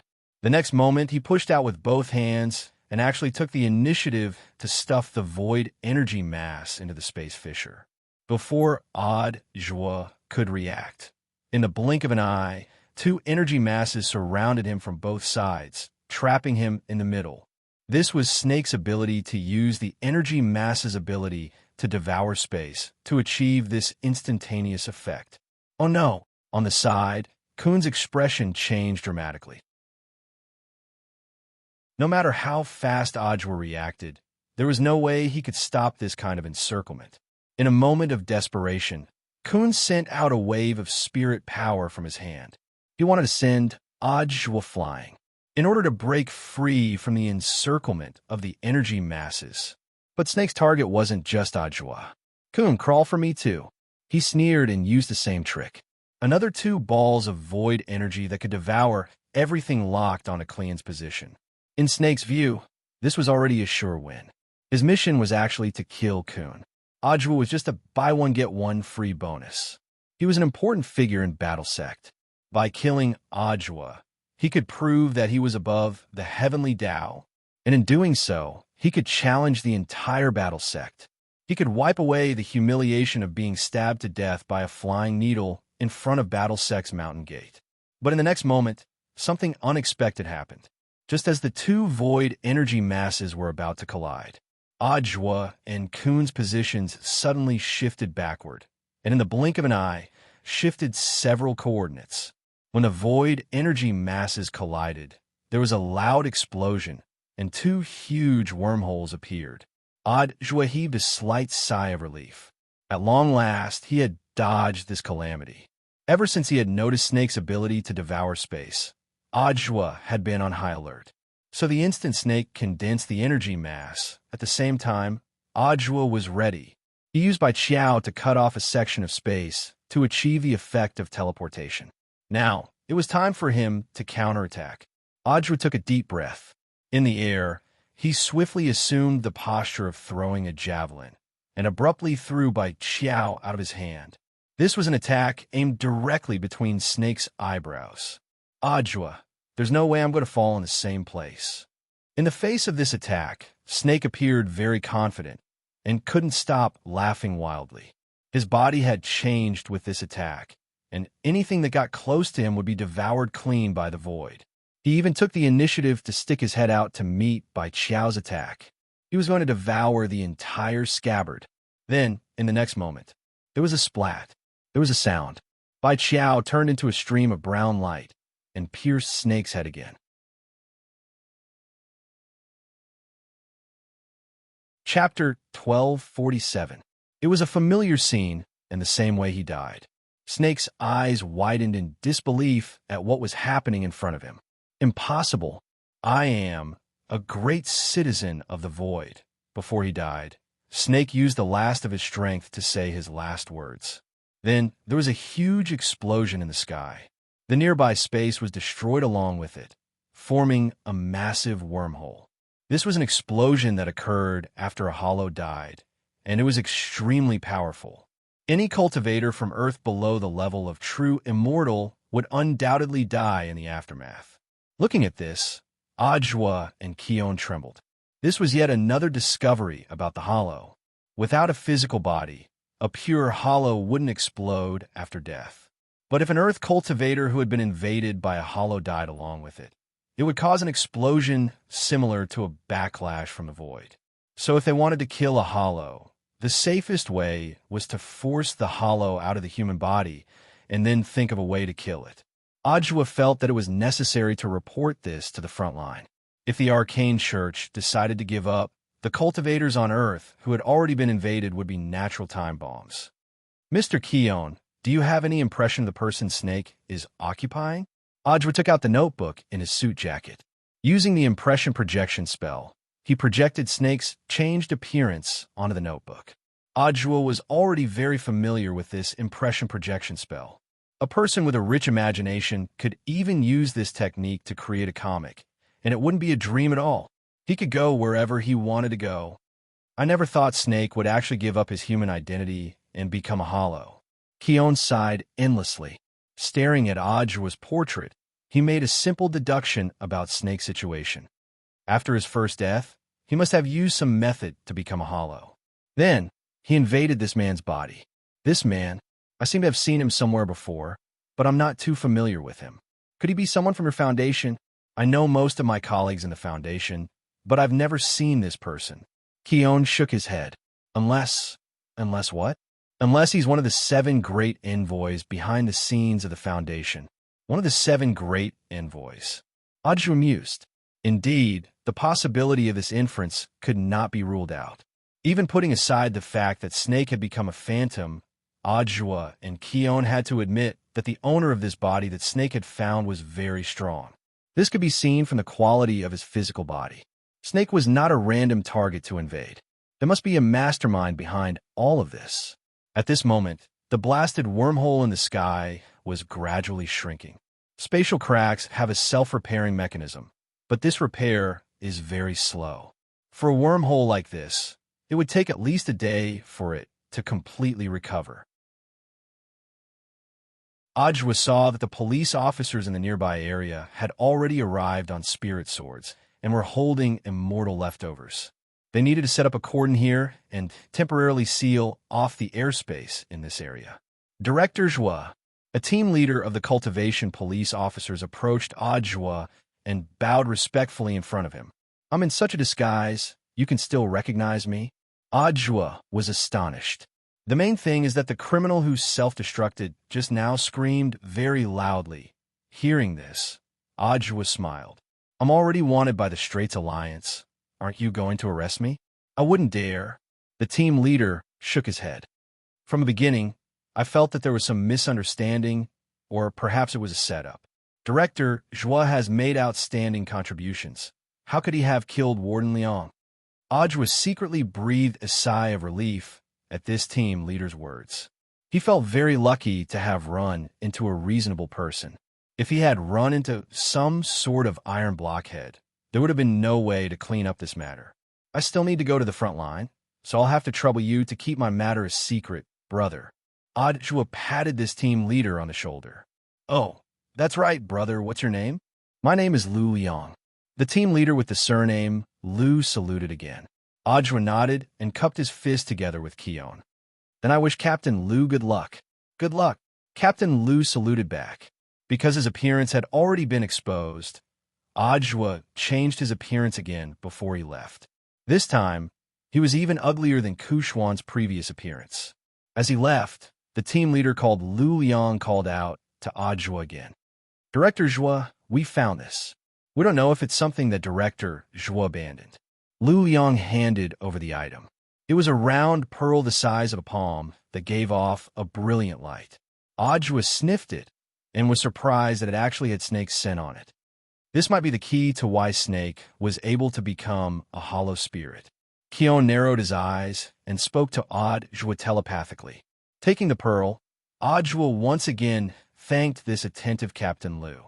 Then, he and Keon turned into two long rainbows and disappeared into the sky. Gazing at Adjua's disappearing figure, Liu Yang waved excitedly in farewell. He had been an Adjua fan for a long time. Meeting his idol made him feel as if he had instantly become the happiest person in the world. Captain Liu, the area has basically been cordoned off. Now we're going to tally the casualties. I'll handle this part. Liu Yang nodded and said. He felt that it was better to do some things himself. Many of the police officers in their area were Adjua's fans, who knew what kind of outrageous things these people would do to protect Adjua. But he was different. He was a rational fan. It would be a little too fake if he completely covered up the matter. Liu Yang had already thought of a very good way to cover for Adjua while also handling this matter seamlessly. Nowadays, even if you wanted to protect your idol, you had to be careful. Otherwise, it might attract even more trouble. It should be noted that it was not uncommon for fans to act like idols on the internet. Director Zhua, watch me. Liu Yang looked in the direction Adjua had left, full of confidence in himself. Elsewhere, on his way to the Epidemic Prevention Station, Adjua received news from Battle Sex Intelligence Department. The result was just as Keon had expected. It's just as you thought. Adjua frowned.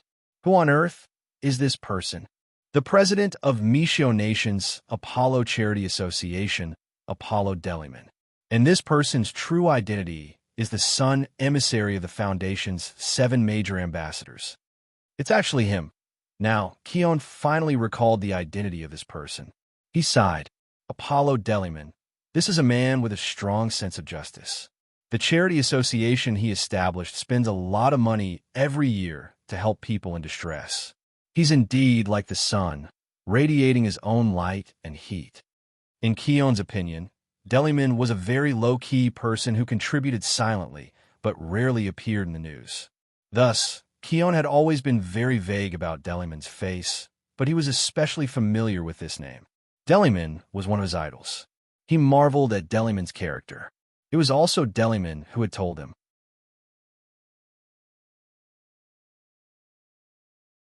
Chapter 1248. In the independent mental space of the Foundation. This time, the 7 emissaries were not all present. Only 5 of them were present. The sun's emissary is dead. The fool has betrayed us, Su Bai, who is sitting in the seat of judgment, said. The former was an unshakable fact, while Su Bai had yet to find clear evidence for the latter. However, he felt that the emissary's behavior was a little strange. Therefore, to be on the safe side, he actively kicked the fool's emissary out of the group chat. Who is he? Moon was curious. No one knew each other's identity. Now that the sun's emissary was dead, the focus was not on how or why he died. Instead, they were more concerned about his true identity. That sounded a little ironic. Su Bai sneered inwardly. Humans were indeed creatures filled with curiosity and arrogance. However, it was indeed harmless to reveal his identity now. He was not in a hurry to speak. Instead, he looked in the direction of the star emissary and asked, Star, you have the ability of prophecy. Do you still not know Sun's identity? Star was silent. He or she pondered for dozens of seconds before speaking. I observed the sky at night and saw stars falling, so I knew that the sun's emissary was in danger. But I don't know his true identity.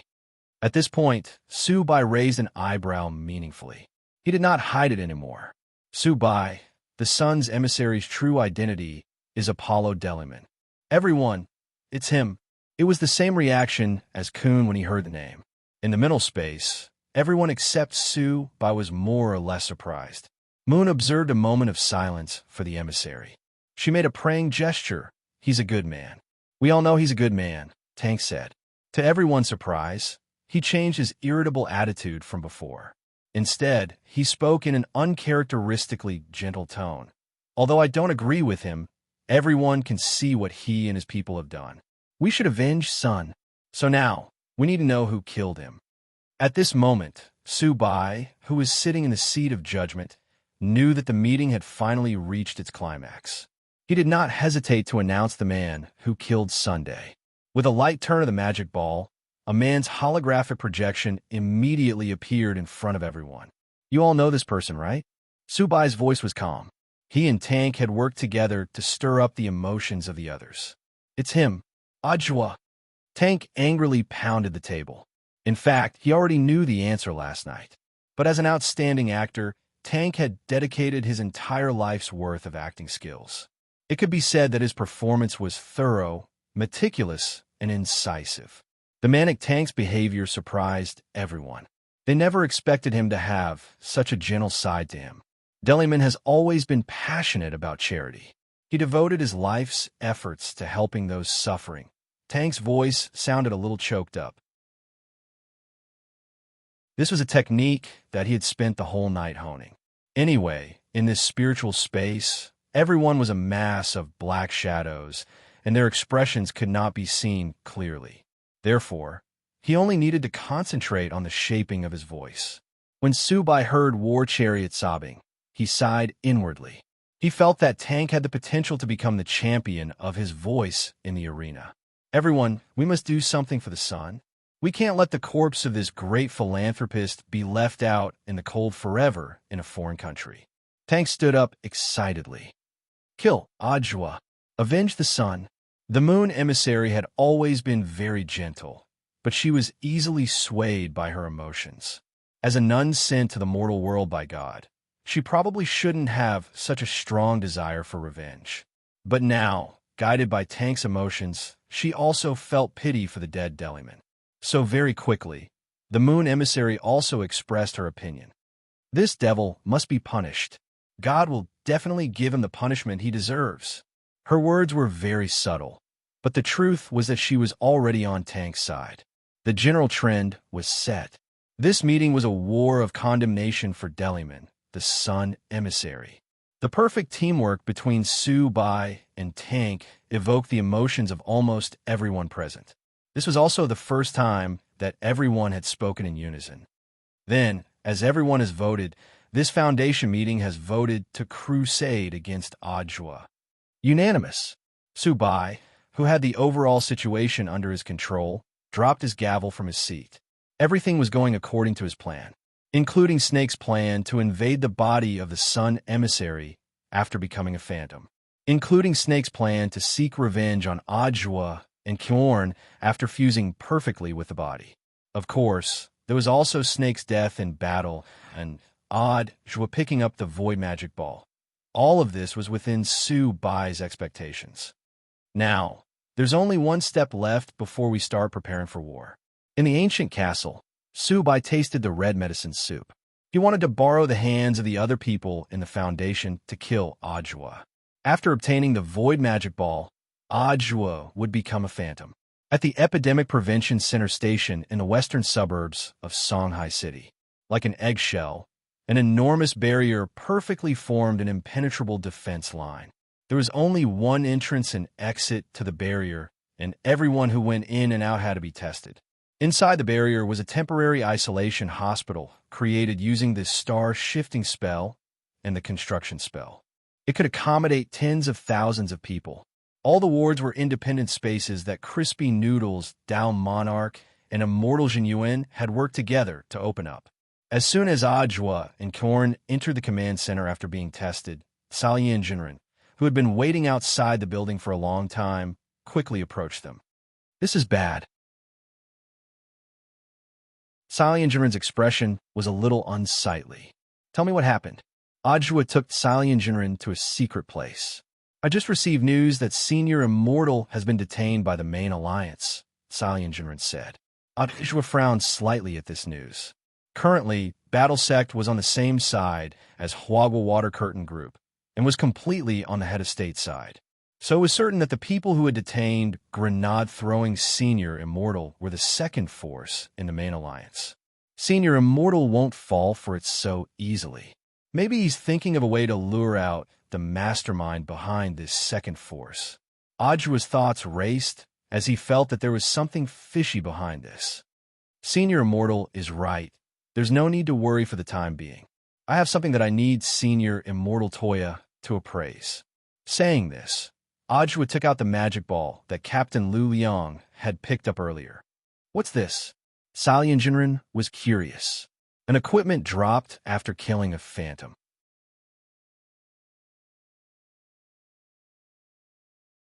Chapter 1249. In the name of testing for the bald head virus, they were in fact investigating the void creatures lurking among earth cultivators in Huaxiao Nation.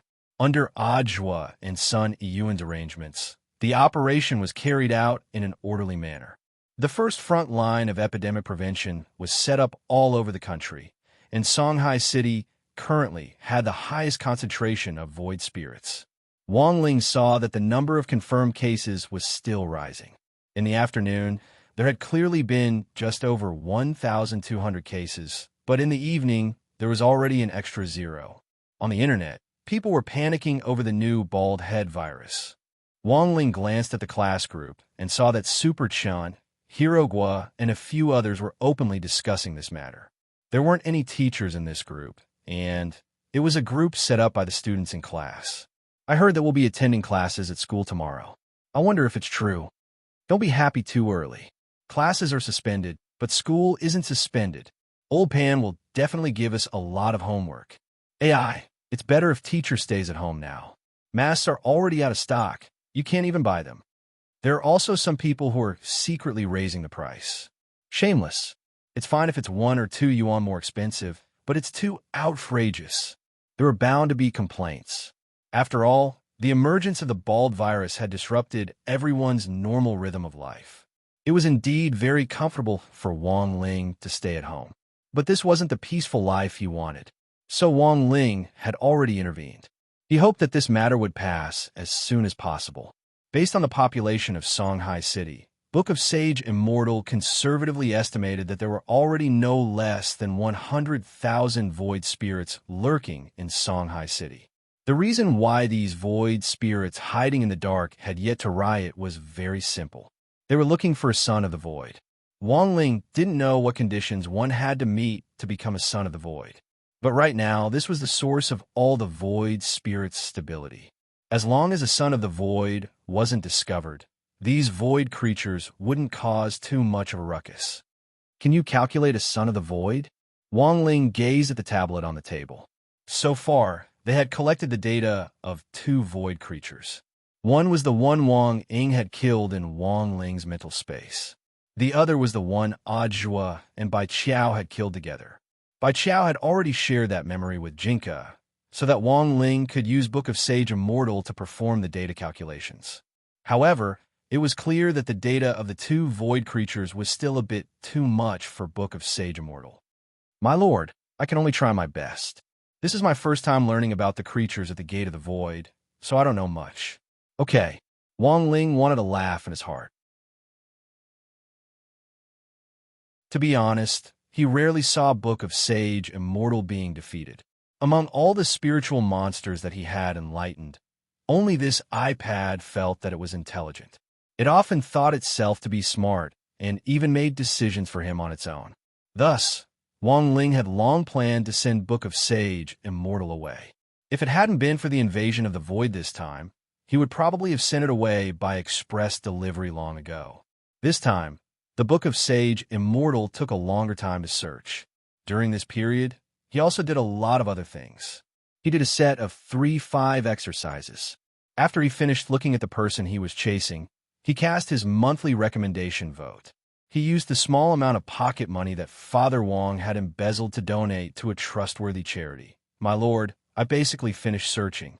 Judging from the results of the search, the sons of the void that the hollow spirits are looking for are actually preparing for an invasion. There should be 2 real sons of the void. Both of them are the key to opening the gate of the void, and neither is missing, Book of Sage Immortal replied. What's the purpose of the invasion? Wang Ling asked telepathically. These hollow spirits thought they were superior to others, but wanted to invade Earth. To Wang Ling, this was unthinkable. There's a 37% chance that they want to occupy Earth. There's a 31% chance that they intend to transform Earth into a void farm to breed void creatures in batches for the hollow spirits to devour. There's a 23% chance that they want to use Earth as bait to disguise themselves as humans to lure other advanced creatures to attack Earth. They will then devour those advanced creatures in order to pursue a higher form of life. Judging from the memories of the two dead hollow spirits, the void creatures behind the gate believe that their current form isn't perfect and that they can go one step further and evolve. There's a 9% chance that they want to attract the attention of the heavenly Tao. There's a less than 1% chance that they want to kill a certain short and mischievous author. Wang Ling, Book of Sage, Immortal. But no matter what their purpose in invading is, opening the gate of the void is a crucial step that they must take. Because even the Lord of the Void doesn't have the ability to open the gate. No ability to open the gate? Lying on the ground, Loopy Toad laughed. Isn't the world behind the gate their home? Why would they dislike staying at home? Book of Sage, Immortal. The world behind the gate is heaven for the hollow spirits, but after staying in heaven for too long, they'll always feel tired and want to go out in search of new stimulation. It's like the students who are stifled at home during the pandemic and look forward to the day they can start school. At home, they have to abide by the rules and regulations. Although they don't have to worry about food and clothing, they have to be careful every day. At the same time, they also have to be careful not to talk back to their elders. So going out is also a way for the hollow spirits to release themselves. This reason sounded a little real to Wang Ling. He felt that it was a portrayal of reality. Of course, everyone's thoughts were different. Some people might want to take a few more days off, while others wanted to return to school as soon as possible. But no matter what kind of thoughts they had, everyone's thoughts were the same. They hoped that this unexpected disaster would pass as soon as possible so that everyone could live a safe and healthy life. Book of Sage, Immortal. In summary, according to the information we've obtained so far, currently, there are 6 people who are most suitable to be chosen by the Arcane Church as children of the Void. The probability of these people being chosen is 50-50. I still need more samples from the Arcane Church to verify this. Then, Book of Sage, Immortal reported the following 4 names. Some of them were people he had heard of before. Gao Tianming, the captain of number 1 Devil-Subduing High School when our Lord participated in the 9 Dragon Mountain National Body Technique Competition. Jiang Shaoche, Huaguo Water Curtain Group's Sun Yiyuan's personal secretary.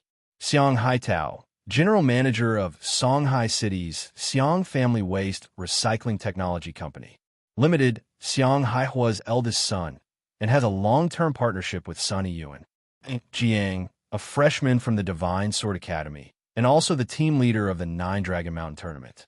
Sword Saint Yi Jianchuan's adopted son. They're all men? Loopy Toad noticed a key point. Book of Sage, Immortal. Based on the information I've compiled so far, there's a high probability that both children of the Void are men. But if we add in the probability of women, there's one person who is indeed more suspicious. Who is it? Wang Ling asked telepathically. Book of Sage, Immortal. Huaguo Water Curtain Group's Sun Yiyuan's eldest granddaughter, Lotus Sunday.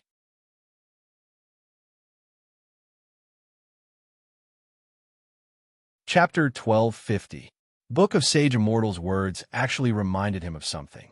A so-called son of the Void might not necessarily be a man, and there was a certain probability that Lotus Sun was a son of the Void. After the 9 Dragon Mountain National Body Technique Exchange Competition, Lotus Sun clearly hadn't been injured, but she was still heavily protected by the corporation. According to Old Antique, she would even take a break from school to recuperate for a period of time. Perhaps Old Man Sun had already sensed that there might be something wrong with her. But for now, this was just Wang Ling's speculation. After all, based on the current rankings, Lotus Sun had the lowest probability of being a child of the Void. Therefore, the most important thing now was to collect more ethereal samples so that the Book of Sage Immortal's calculations would be more accurate. Wang Ling already had a premonition that the envoys of the Foundation, who had been keeping silent behind the scenes, would soon appear one after another.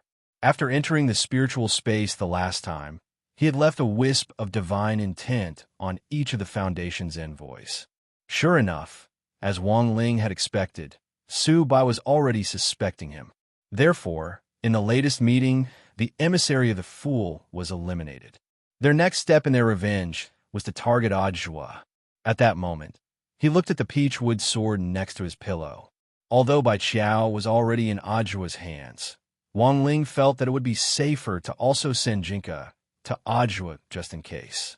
Sword Master. Hearing the call in Wang Ling's heart, Jinka's sword trembled slightly. Without another word, Wang Ling looked straight in Ajwa's direction. Jinka understood, and then swiftly turned into a streak of brown light and rushed out of the window. After Jinka and Bai Qiao combined, they would become Jingbai. Wang Ling had already witnessed Jingbai's fighting strength. Even the 1,000-winged god could be killed with a single slash, let alone a mere ethereal. The truth was that Wang Ling had taken the initiative to give Jinka and Bai Qiao a chance to combine. The first time they fused, they had to adapt to each other, so the fusion time wouldn't be too long. This needed to be polished over time. Now that this second opportunity was about to come, Wang Ling felt that Jinka and Bai Qiao's combination should last a little longer. A real man would only be able to last for 24 hours. As for Lotus Sun, Wang Ling felt that it wasn't appropriate for him to personally keep an eye on them at the moment.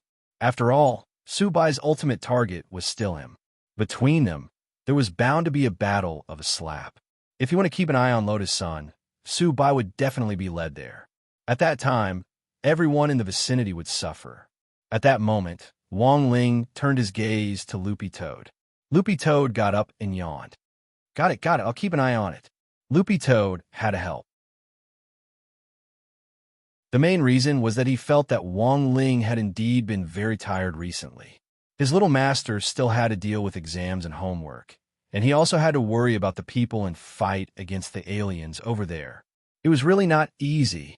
Elsewhere, Songhai City's western suburbs, 1st Epidemic Prevention Station Command Center.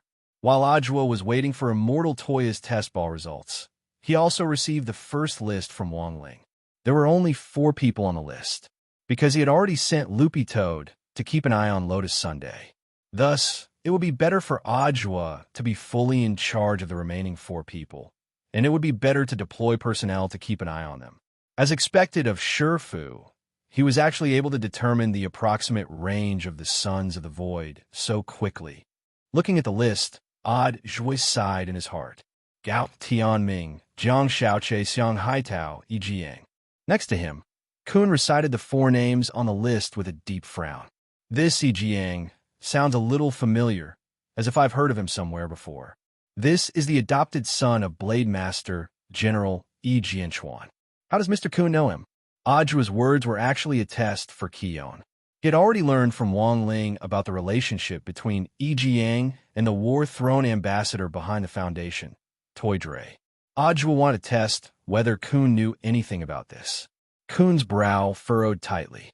I once inadvertently saw this name on a file submitted by a colleague. That's right. I can't be wrong.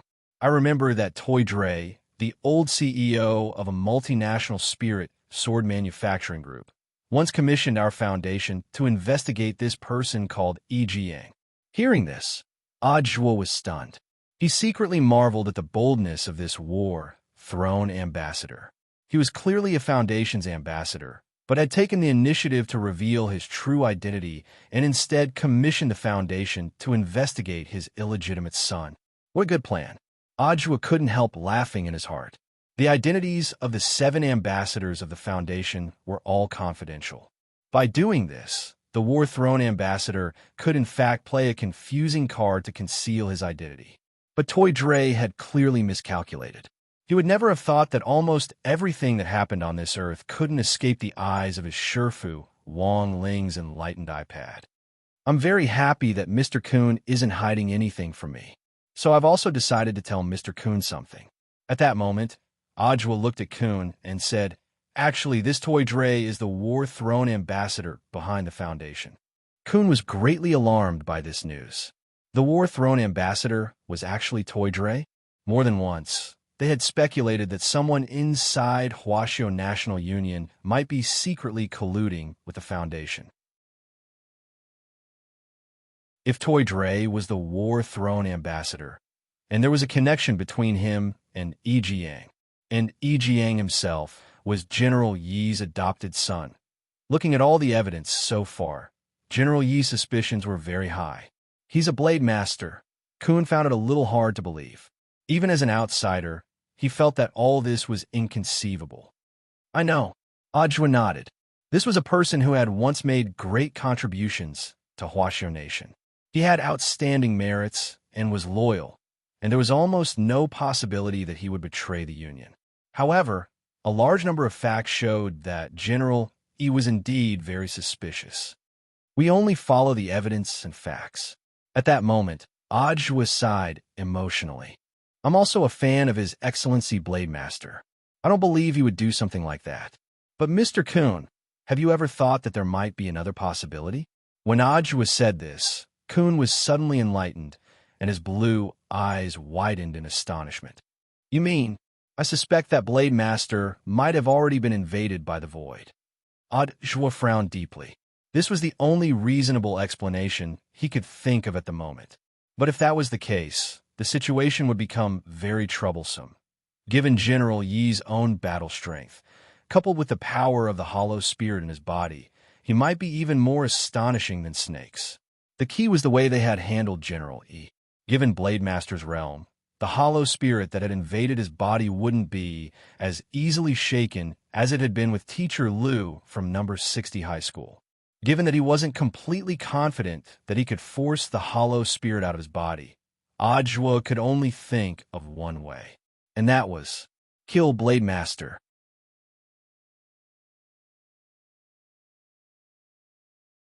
Chapter 1251.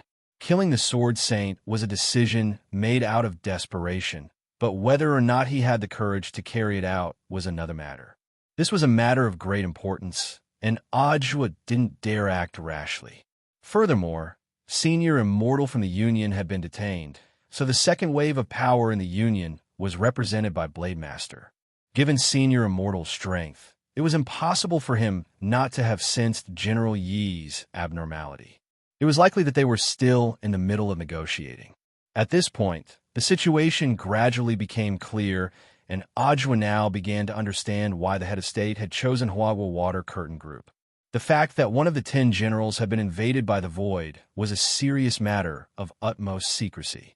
If the head of state had chosen to act directly, it might have exposed this matter even more quickly or even blown up. Once it got out, some unscrupulous media in the border country would exaggerate, add fuel to the fire, and create a story out of nothing, which would definitely cause a certain degree of panic. Thus, this matter could only be handled coldly by a third party. It was just that the head of state had overlooked one thing, and that was Battlesec's variable. In this silent war, Battlesec Blade had not only directly disrupted this barbed wolf inside the Union, it had also disrupted the rhythm of the entire Foundation. But the head of state didn't stop Battlesec. The fact that Battlesec could form an alliance with Huagua Water Curtain Group so quickly meant that it had probably received the head of state's instructions behind the scenes. This was good news. It proved that the head of state still had a positive attitude toward Battlesec's current joint operation with Huagua Water Curtain Group. Mr. Zhua, what should we do next? Seeing Zhua frowning in thought, even if he didn't say it now, Keon could imagine the tangled web of relationships behind it. Stay here and wait for the results, Mr. Keon. Once the Magic Ball's investigation report comes out, find a way to let me know, Zhua said as he looked at Keon. Then where are you going, Mr. Zhua? My Shifu deduced that the Foundation will definitely come looking for me for revenge. I have to get out of here quickly. Because of Snake? I'm afraid so. Zhua nodded. Judging from the information provided by Wang Ling's Shifu, the Foundation's envoys were on their way. Tonight at the earliest, tomorrow morning at the latest, the experts dispatched by the Foundation would all arrive. After saying goodbye to Snake, Zhua returned to the place where his dream had begun. Songhai number 60 High School. Tomorrow, all the schools in Songhai City would be closed for 3 days, and all the teaching staff would be evacuated. Now that the school was empty, it was the perfect place to fight. At that moment, Zhua held Jinka in his left hand and Bai Qiao in his right. He sensed the immense spirit power emanating from the sword, which was like a tsunami of stars. After carefully sensing it, Ajwa actually saw the endless dazzling Milky Way ribbons. Although he had only heard Shifu Wang Ling talk about it once after experiencing it for himself, he indeed couldn't find any words to describe this enormous power. Lady Bai Qiao, sorry to trouble you. Before stepping into the teaching building, Ajwa waved his hand, and Bai Qiao flew into the air. The cage of the scabbard was ready, and he would not let any of the offending enemies leave alive. Those who offend my Huaxiao nation will be punished no matter how far away they are. Then, he went to the headmaster's office and sat in Headmaster Chen's seat. Who knew if Headmaster Chen, this stingy guy, had predicted that there would be a battle at number 60 high, but he had actually removed everything from his headmaster's office, not even leaving the water dispenser behind. Looking at the empty headmaster's office, Ajwa could only wait by the window. At around 10 o'clock in the evening, an unfamiliar aura stepped into number 60 high from the school gate. There was an irritable smell in this aura, and Ajwa could smell gunpowder from afar. The streetlights in the school square illuminated the figure of a man. It was a man with a snow-white beard. His posture was straight and tall, and his body was burly. He was at least 2 meters tall. Toidly, Ajwa stared at the man who had suddenly appeared in number 60 high school square. He checked the information which Book of Sage Immortal had given him on his phone, and confirmed that the man in front of him was indeed Toidly, the War Throne emissary. At that moment, standing in the square in heavy metal armor, he looked like a Western knight. The light from the streetlights reflected off his armor, and it gave off an incomparably thick, metallic glow. As expected of the War Throne emissary, you were actually able to calculate my position. Although Ajwa had been certain from the beginning that the Foundation definitely had a way to find him, he was still a little surprised to see this War Throne emissary appear. It was the Star Emissary who calculated your position. Toidly laughed. By killing the Sun Emissary, you have offended the entire Foundation. Do you think you can get away with it? In fact, your actions are also a declaration of war against the League of Nations.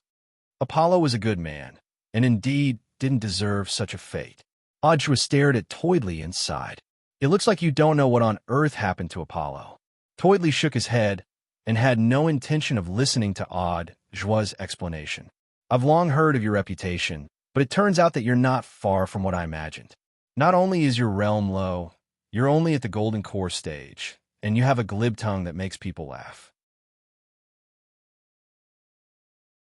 I realize that the people of your Foundation speak Mandarin very well. Ajwa chuckled. All the cultivators of the League of Nations are proficient in the 8 languages, Toidly said confidently. Toidly said confidently, I used to have a lover who was a citizen of your Huaxiao nation. You should know, Mr. Toidly. The lady you're intimate with gave birth to a son for you. Ajwa stared at Toidly. He didn't intend to beat around the bush, and directly laid his cards on the table.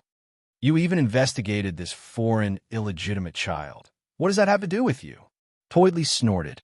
I'm warning you, Ajwa. This has nothing to do with me. I've done everything to ensure your safety.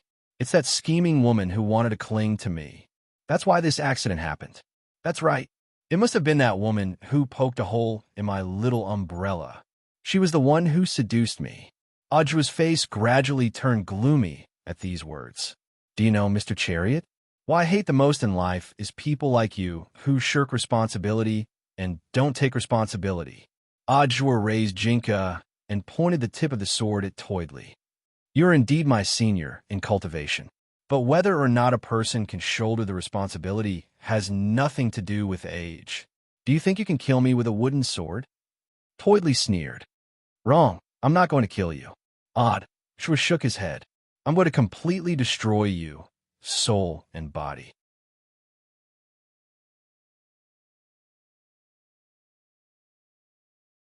Chapter 1252.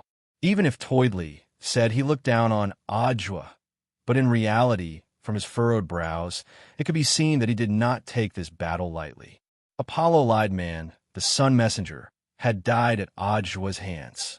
Tank couldn't help pondering how Ajwa had defeated the Sun Emissary when there was also a huge disparity in their realms. As a swordsman, Tank unsheathed his silver greatsword from his waist. The full name of his sword was Silver God of War, or Silver God.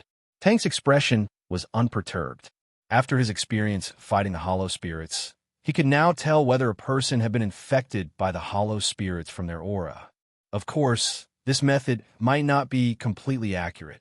However, the war chariot's aura was stable, and its breath was filled with dense spiritual energy. There was a clear difference between him and the inhuman snake.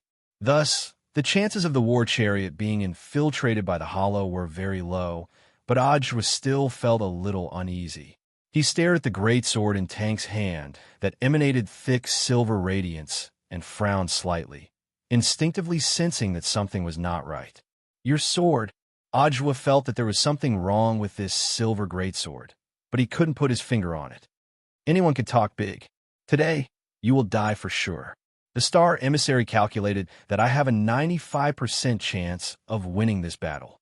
At this moment, Tank was wielding the silver greatsword. He raised it high and slashed in the direction of the academic building. The 10-meter-tall silver sword chi slashed out, creating an earth-shattering sound. The ground was split in two. The entire school building was cut in half in an instant, and then it collapsed, the rubble and debris splattering everywhere. With just one slash of Tank's sword, one of number 60 high school buildings was razed to the ground and reduced to rubble. Standing in the ruins, Ajwa looked around. Only then did he realize that it wasn't just the principal's office. All the desks and chairs in the classroom, as well as the equipment used in teaching, had been cleared and taken away. It seemed like Headmaster Chun had long predicted that there would be a battle today. Thus, he thought that he could take advantage of this battle to give number 60 high a free demolition. At that moment, Ajwa marveled in his heart at Headmaster Chen's calculations. It was really scary to have such an economical man as the principal, but the truth was that he and Headmaster Chun had a tacit understanding. This was also the reason why he had chosen number 60 High School. Number 60 High's renovation was imminent. If the old didn't go, the new wouldn't come. Hiring someone to demolish the house would cost extra money, so it was better to do it this way. After that strike, Tank stared at Ajwa, who was standing in the rubble. That strike just now was so powerful that it could split the land within dozens of li in two, let alone destroy a school building. But what surprised Tank was that his blade aura was blocked by a barrier when it reached the back of the teaching block. Then his powerful sword chi melted into the barrier like a clay ox disappearing into the sea. What was that thing? The war chariot emissary felt a little apprehensive.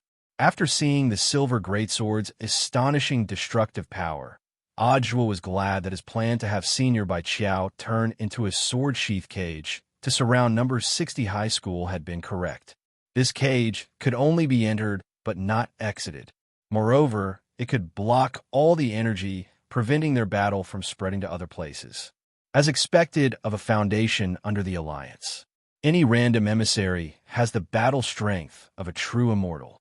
Ajwa just smiled faintly. In all fairness, I think SBP is a very promising organization. You once established this foundation to expose the truth. But now, you've deviated from your original intentions and have become an organization that buries the truth. If everyone in your organization was like Mr. Klein and had the sincerity to pursue the truth, there wouldn't be so many problems now. Hearing this, Tank was blank and didn't say anything. Indeed, he couldn't refute Ajwa's words.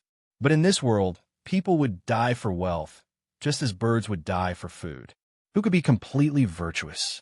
Now that the world is suffering from the disaster of the Void invasion, the foundation that was supposed to expose the truth has chosen to pretend to be deaf and mute. Let me ask you, Mr. Tank, do you know nothing at all? The so-called true immortal is just a name for a realm.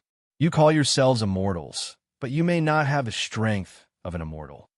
Ajwa's words finally caused Tank's expression to change drastically. In a few words, Ajwa had already poked at Tank's sore spot. You say I'm not an immortal? I actually say I'm not an immortal. He was so angry that he was almost trembling, as if he had suffered some great humiliation. His furious gaze pierced through the silver helmet and landed directly on Ajwa's face, making him feel a little itchy. Ajwa, you're definitely going to die today. The next moment, Toydre took a deep breath. He brandished the silver greatsword and then abruptly thrust it into the ground. Tremendous spirit power fluctuations instantly spread out and then gradually solidified in the air. It was a group of snow-white Cheelants wrapped in impenetrable silver armor. Is this the sword spirit of the Een god greatsword? Ajwa's pupils contracted slightly. This sword spirit was extraordinarily huge. At least to Ajwa's knowledge, this sword spirit's size had already exceeded the norm. From a distance, it looked like a monster that had landed on Earth from another planet. In front of this sword spirit, a human body was as tiny as an ant. There was something wrong with this sword spirit.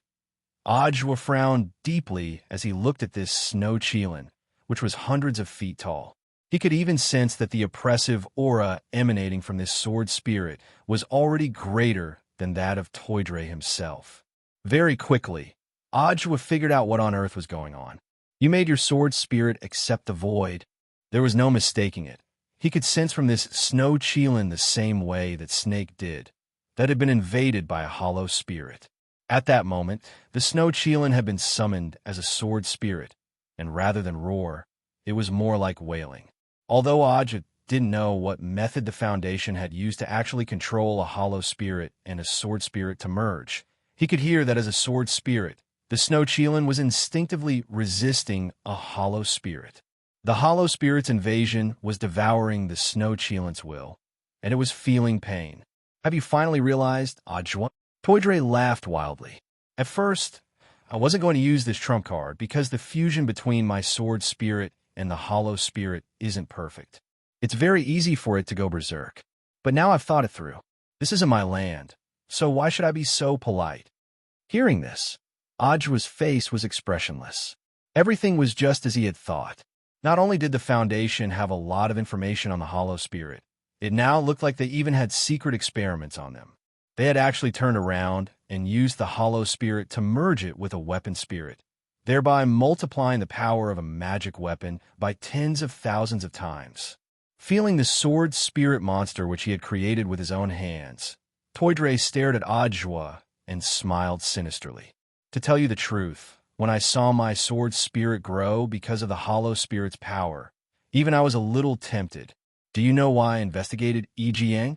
He's my flesh and blood, and I wanted to see how strong the bastard born of that bitch could become after being invaded by a hollow spirit. Hearing this, Ajwa spat on the spot. This scum.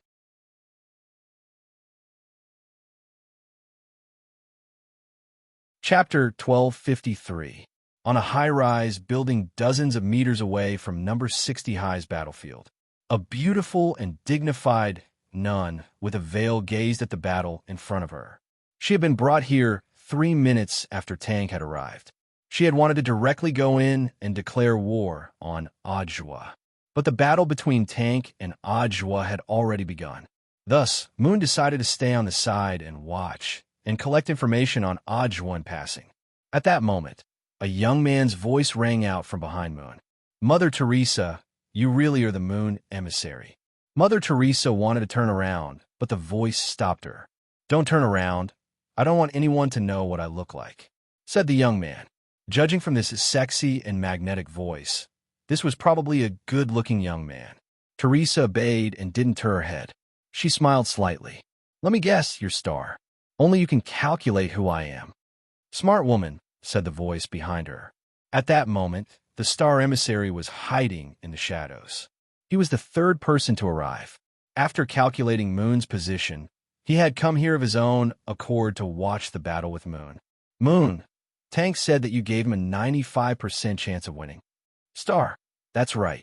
Moon shook his head, but I don't think his battle will be easy. He's even using his trump card now. It's a semi-void magic artifact formed by fusing a hollow spirit and a sword spirit. This is something the Foundation is still experimenting with. Someone has to put it into practice. I still don't think it'll be a problem. At that moment, Star's expression was still calm. How about this? I'll calculate his chances of winning again. How long will it take? Very soon, 2 minutes will be enough. Abandoning his wife and son, experimenting with a sword spirit whom he had given birth to and had absolute trust in him, and not even sparing his own son. By the time Tank said his lines, Ajwa was already furious.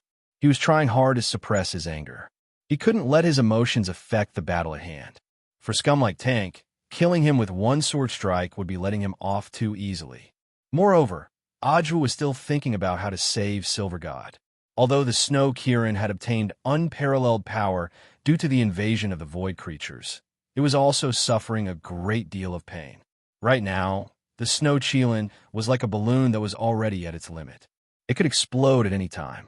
But to Tank, the Silver God Greatsword was perhaps as meaningful as the women he had played with.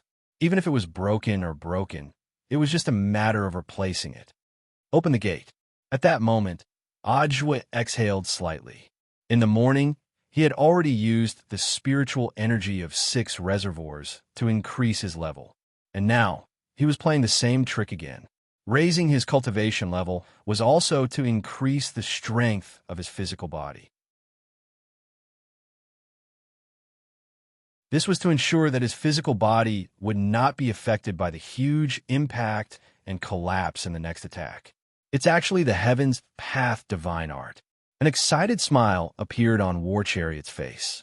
Ajwa didn't disappoint, and he now knew why Sun had died at Ajwa's hands. However, this kind of increase in realm was only temporary. The biggest taboo was to fight a protracted war. So when War Chariot saw Ajwa use 33 Path Primordial Chi, he had already made up his mind. That was to attack first, and if things went south, he would choose a delaying tactic. Once Ajwa's temporary increase wore off, he would counterattack. Unfortunately, this was a wishful thinking. Ajwa had no intention of leaving anything for War Chariot. At that moment, Ajwa spread out his right hand, and the peachwood sword in it lit up with brown spirit light. Little by little, it attached itself to his entire body. When Jinka's sword chi enveloped Ajwa's entire body, the outer layer made of sword chi was like the iron scales of battle armor, which appeared piece by piece on Ajwa's suit jacket. This sword, looking at this scene, War Chariot couldn't help sweating. The peachwood sword that he had previously looked down upon actually brought him a huge sense of oppression at this time. Involuntarily, War Chariot felt the armor on his body actually start to become heavier. It wasn't because the armor had become heavier, but because the pressure on his mind had increased. This was very much like a natural spirit beast stress response when it encountered its natural enemy. The spirit will become tense in an instant. Then, his breathing would become heavy. Sweat would start to ooze from his body. Even incontinence, Ajwa, holding this mind-shaking peachwood sword, walked toward War Chariot step by step like a zenith heaven golden immortal descending from the sky. When he came back to his senses, Ajwa was already less than 3 meters in front of War Chariot. Because of his spiritual fear, War Chariot was astonished to find that his mind had actually gone blank for a period of time, and he had blacked out. That was impossible. How could he, the Grand War Chariot, die here? The Star Emissary had clearly divined for him. His chances of winning were as high as 95%. Silver God, ram them to death. In his panic, War Chariot started to order the Snow Chilin behind him. But what shocked War Chariot was the Snow Chilin merely roared once and didn't follow his instructions. Ajwa didn't need to think to know how much the Snow Chilin was struggling in its heart at that moment. Its main bodies was clearly still engaged in a fierce struggle with the hollow spirits. In addition, the Snow Chilin had already sensed that the enemy it was facing was the Lord of the Sword Spirits. How could it, a mere sword spirit, attack the great Lord of the Sword Spirits? The Snow Chilin's strong desire to live caused its mental state to collapse even further, and it started to struggle with the hollow spirits that had invaded its body for the will of the spiritual space. Roar! After an earth-shattering roar, the Snow Chilin raised its front hooves. But it wasn't aiming at Ajwa. Its front hooves slammed down hard on the top of War Chariot's head. Damn it, damn it. I'm your master. Aren't you afraid of the backlash from the contract? Toyley would never have dreamed that this would actually happen. He couldn't understand why his sword spirit wouldn't listen to him. Even less could he understand why the sword spirit of the Silver God Greatsword would turn around and attack him, its master. You reap what you sow. At that moment, Ojwa's lips curled up slightly. In front of the Lord of the Sword Spirits, any identity as a sword master was useless. Those so-called sword spirit contracts were just pieces of scrap paper. It's time for you to be free, Silver God. Ojwa looked at the berserk snow cheelin, raised Jinka, and gently waved it in the air. In a flash, the sword spirit contract between Silver God and War Chariot was directly severed. The roar then stopped, and the whole world fell silent. Without the contract, the snow cheelin instantly turned into particles of light. It was no longer anyone's slave.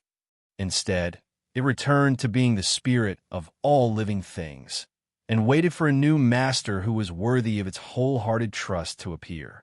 Ojwa's sword. It turned the contract into scrap paper, and also destroyed the hollow spirit attached to the snow cheelin's body. It forcibly severed the contract. The astonishing backlash instantly hit War Chariot himself, causing him to spit up a mouthful of blood.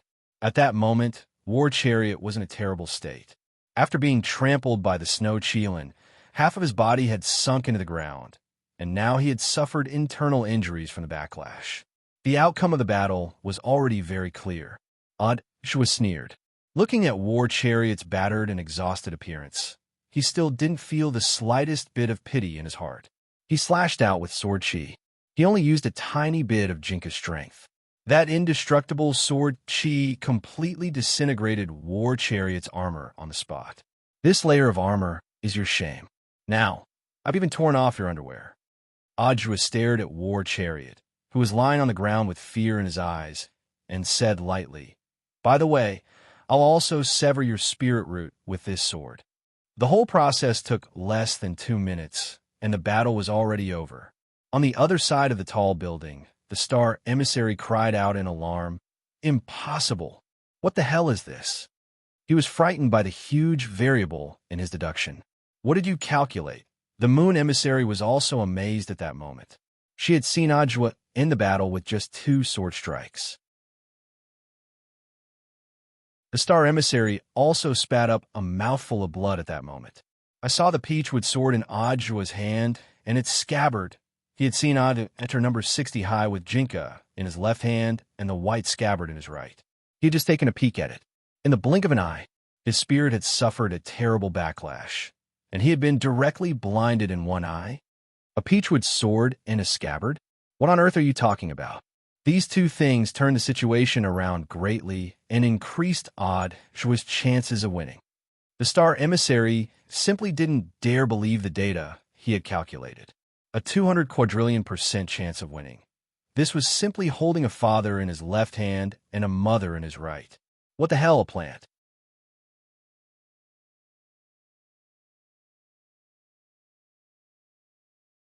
Chapter 1254. The star emissary would never have dreamed that the battle would be over before it had even started.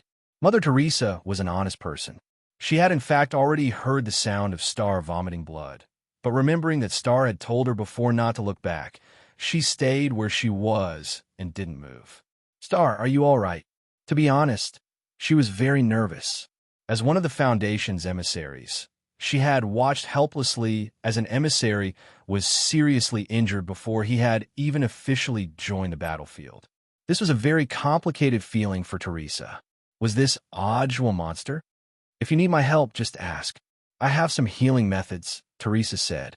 In fact, she wasn't a combat type, but a supportive healer. In the world of healers, she was even known as the mother of all stars. "No need, you can't help me," Star said weakly. He had already taken the tonic he carried with him.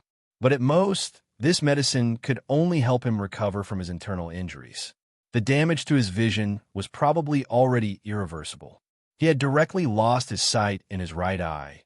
In his remaining left, I was about 2,000 degrees short-sighted, which was almost no different from being blind. Now that the star emissary had opened his eyes, there was only a trace of chilling light left in his left eye. It had taken him hundreds of years to hone this pair of eyes that could peer into the secrets of heaven, but he had never expected to suffer such a devastating blow in an instant. He had even anticipated that there was something strange about Adjua, but hadn't dared look at him. He had just flashed back and glanced at him. In the end, he had ended up like this. There's only judgment and fate left. Teresa sighed. She felt that the fool's emissary was also an expert, but she didn't know why the judgment emissary had suddenly excluded him. But Teresa was well aware that if she wanted to survive in the Foundation, the best way was to not ask too many questions. She would just go with the flow. Back then, she had only joined the Foundation for the high reward it offered her. The wisest choice was to protect herself for the sake of the reward. So when she saw that the chariot in front of her was seriously injured, she didn't have the slightest intention of helping it. Adjua was too scary. Going up now would be courting death. Nowadays, the judgment emissary basically had the final say in the Foundation. Teresa didn't think it was worth risking her life to save a chariot. She even thought that Adjua had fought well. Shouldn't this scumbag who treated women as toys be taught a lesson? Currently, Tank was completely naked and buried in the ground. He was already crippled. His spirit root had been severed and he had lost all his realms. In addition, his upper body was seriously injured. Now, even an ordinary person could give him one last stab. And now, Tank had clearly lost his mind. The double blow to his body and mind made it impossible for him to accept everything that was happening in front of him. I'm an immortal. I'm really an immortal. He kept muttering these words as his eyes lost focus. After this incident, Tank would probably spend the rest of his life in a mental hospital. Adjua felt that this was the best punishment for such a person. At the same time, Adjua once again marveled at Jinka's terrifying strength. To be able to sever one's spirit root without harming one's life. Apart from this sword spirit master, there was probably no other sword spirit in this world that could achieve such accuracy. If an ordinary cultivator's spirit root were to be severed, they would definitely die. At that moment, Adjua heard a few scattered claps from outside the school gate. He raised his head and saw a man in a black cloak approaching him from the direction of his line of sight. The man clapped his hands as he walked into number 60 high school. He took off his big hood, and Adjua saw the black mask under which the word fate was written in red. Judging from the color of his hair, he seemed to be an Asian. Book of Sage Immortal had sent Adjua almost all the information on the Foundation's emissaries, including the judge Subai. But Book of Sage Immortal was still investigating this fate emissary. At that moment, the fate emissary had appeared. Adjua was also speculating about his identity. Judging from the color of his hair, he seemed to be an Asian. Are you from Huaxiao? As expected, Director Zhua is smart. The voice of the fate emissary under the fate mask was clearly altered. It seemed that this fate emissary was hiding his identity. I never thought that not all of the Foundation's emissaries would be foreigners, said Adjua. Jinkum in hand, he was ready to fight. Adjua, are you here for Tank for revenge? Then let's begin. Let me say this first. I'm not here for Tank. I'm fighting for myself. The fate emissary said. Before Tank came, I already expected this situation. It's just that it's going to be a little more tragic than I imagined. Listening to Fate's words, Adjua somehow felt that this person's tone was familiar, as if he had met him before, but he couldn't put his finger on who the other party was. You say you're fighting for yourself? Adjua wasn't in a hurry to make a move. He wanted to get more information out of Fate. I've taken a fancy to your wooden sword.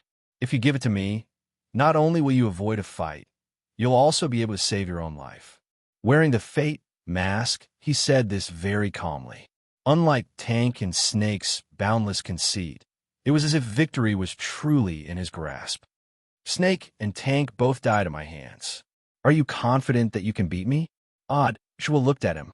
Like Tank, this Fate emissary's aura was pure and hadn't been invaded by the ethereals. But with the experience of fighting Tank, Ajwa was also wary of the magic weapons that fate might use. The people of the Foundation were a bunch of lunatics. God knew if fate had injected the ethereal into its magic instrument or not.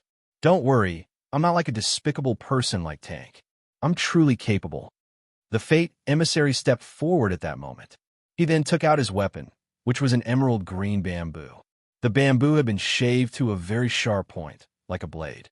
Under the faint light, its entire body exuded a luster similar to that of amber glass. Ajwa was instantly on guard. The greatest truths were simple. The simpler a weapon looked, the more unparalleled its power might be. Wasn't the Peachwood sword in his hand such an existence? Do you know the Sword of Destiny, Director Joie?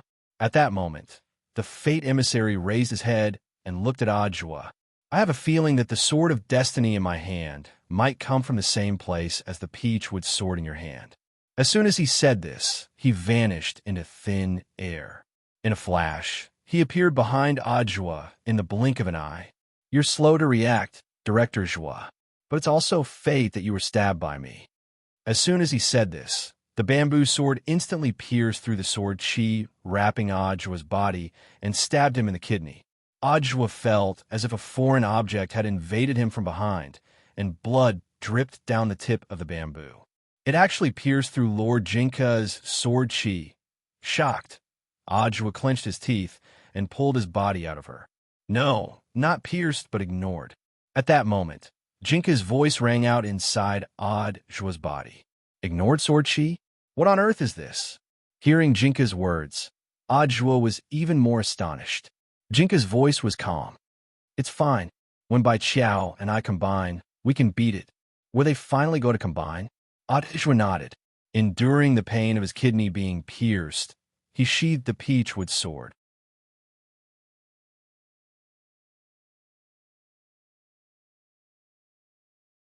Chapter 1255. Ajwa believed that there were very few magic weapons in the world that could ignore sword chi, let alone Jinka's sword chi. Being hit by the bucket kidney was indeed painful, but fortunately, it did not directly injure his vitals. At that moment, the Peachwood sword chi gently flowed into his wound and healed it. The kidney was a man's key, and this envoy of fate was vicious. Fortunately, he had Jinka's sword chi to protect him, so Ajwa felt that he could still be happy for the rest of his life. Buzz. When Jinka and Bai Qiao became one again, an astonishing sense of oppression swept through the area. The youth dressed in a snow-white fur coat seemed to have come from the Milky Way. Starlight sparkled on his body, and he was so clean that there wasn't a trace of dirt or filth on him.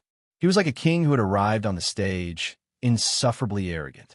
This was Lord Jingbai. Ajwa looked at the figure in front of him in astonishment. At this moment, the young man's feet were off the ground, and he was suspended in the air, staring at the messenger of fate before him expressionlessly. He snorted disdainfully.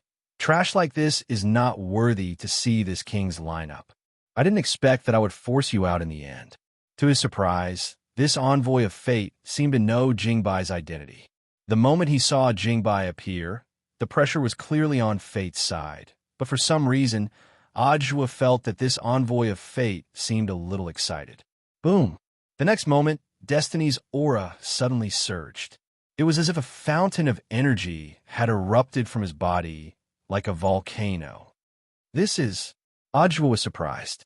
What surprised him was not the sudden increase in aura, but the sword Dao behind this sudden increase in aura. If his judgment was correct, what Destiny was using was General Yi's famous, boundless sword Dao. His true identity was that of a sword saint. Ajwa was astonished. Although he felt that this person was familiar from the beginning, he still felt that this was not the sword saint style. At this moment, the fate envoy, who had activated the limitless sword Dao, laughed maniacally as he forcefully withstood the pressure. At the same time, he used the sword of destiny in his hand to predict where he would attack next. Ajwa, next time, I will pierce through your heart. This is all fate's arrangement. Then, the fate of Ben in high-speed movement. His figure once again disappeared from Ajwa's sight. This was a sword technique he had never seen before. First, a preview, then a precise implementation of the content of the preview. It was another incomparably mysterious angle. The bamboo, known as the Sword of Fate, cut in from an angle that Ajwa hadn't expected. Like the last attack, it ignored the defensive barrier of sword chi and was aimed at Ajwa's heart. Jingbai shook his head, but he was faster than fate. The bamboo sword was only a few centimeters away from his chest. He directly attacked and circled behind Ajwa's back. He held the bamboo sword with his index finger. There were only a handful of swords that could ignore his sword chi. There was only one sword that Jingbai could think of. The messenger kept calling his bamboo sword the Sword of Destiny. But in fact, the true name of this bamboo sword spirit was Advance. The prophecy, a sword spirit that was born in the same place as him. He had even competed with him for the position of the sword spirit master. But in the end, he still won the throne by an overwhelming margin. Even Jingbai hadn't expected that their second meeting would actually be here. Is this the new master you found? Jingbai's face was expressionless as he mercilessly criticized the messenger of fate in front of him. You're really too inferior. On the other side, after stabbing out, Fate tried to pull the bamboo sword away, but found that his sword was firmly stuck to it by a tremendous force. The disparity in strength made it impossible for the Sword of Fate to escape Jingbai's grasp. Get lost. This is Fate's arrangement. Jingbai sneered. He returned the words of the messenger of fate without changing them. A sword light shot out of Jingbai's fingertip and traveled along the bamboo sword. This sword light was just a billionth of Jingbai's strength, but it was so fast and strong that it was far beyond what Fate could have imagined. Not good. At that moment, Fate gritted his teeth. He realized that he had to let go of the bamboo sword, but it was too late. The sword light traveled so fast that, like an electric shock, it swiftly poured into his sword-wielding right hand. In the blink of an eye, a crushing sword intent poured directly into Fate's right fingertip and crushed everything into powder along his finger. Fate reacted swiftly. He knew that he couldn't resist such a ferocious sword intent at all. The next moment, he gritted his teeth and used the finger sword in his left hand to cut off his entire arm along his right shoulder. This was to prevent this sword intent from spreading to the rest of his body. It was only then that Fate started to fear Jingbai. The sword spirit in front of him was too powerful. At the same time, he was deeply aware. He already couldn't take this kind of attack a second time. As a swordsman, the pain of losing one's arm was something that no one could understand. Damn it. At that moment, he stared at the bamboo sword that Jingbai had snatched away, and his heart was filled with hatred. This damned liar. The sword spirit of the Sword of Fate had clearly told him that as long as he had him, he would win every battle. He had actually been swindled by a sword spirit. Winning every battle, it's all fake. Fate roared in pain at that moment. Jingbai Siji laughed when he heard this. He gripped the bamboo sword that he had snatched back from Fate with a rather surprised expression on his face. You actually told him that you would win every battle? Clearly, even Jingbai thought that this was a blatant fraud. During this period of living on Earth, Jingbai knew that there were phone scams and tech scams on Earth. The sword spirit's deception. This was the first time he had heard of it. The bamboo shook slightly in Jingbai's hand, as if in response to his question. Ajwa felt that after this sword of destiny fell into Jingbai's hands, it would be a different story. She was extremely obedient. A few seconds later, after knowing the truth, Jingbai raised his head and stared at the envoys of fate in front of him, who were dizzy with rage. He didn't lie to you, Jingbai said. From the very beginning, the forecast was very clear. He is below one spirit, but above 10,000 spirits. He is victorious in every battle. Realization instantly dawned on Ajwa. It turned out that this messenger of destiny was too excited when he picked up the heaven-defying bamboo sword and only heard the last 4 words, 10,000 battles, 10,000 victories. Listening to the whole sentence, it was indeed not a scam. Above all living beings, with this as a prerequisite, it could indeed be described as 10,000 battles and 10,000 victories. But perhaps even Zhu Jin himself would not have thought of it. The new master he had decided on. He had actually directly led him to the only man he couldn't beat. Sure enough, all of this had been arranged by fate. Take off your mask, fate. At that moment, Ajwa looked at the man in front of him who was deeply involved in the sword spirit's deception. He felt that this envoy of fate's true identity was either he was Blade Master, or he was someone who was very close to Blade Master. Could it be evil sword god? But this guy was still playing landlord in prison.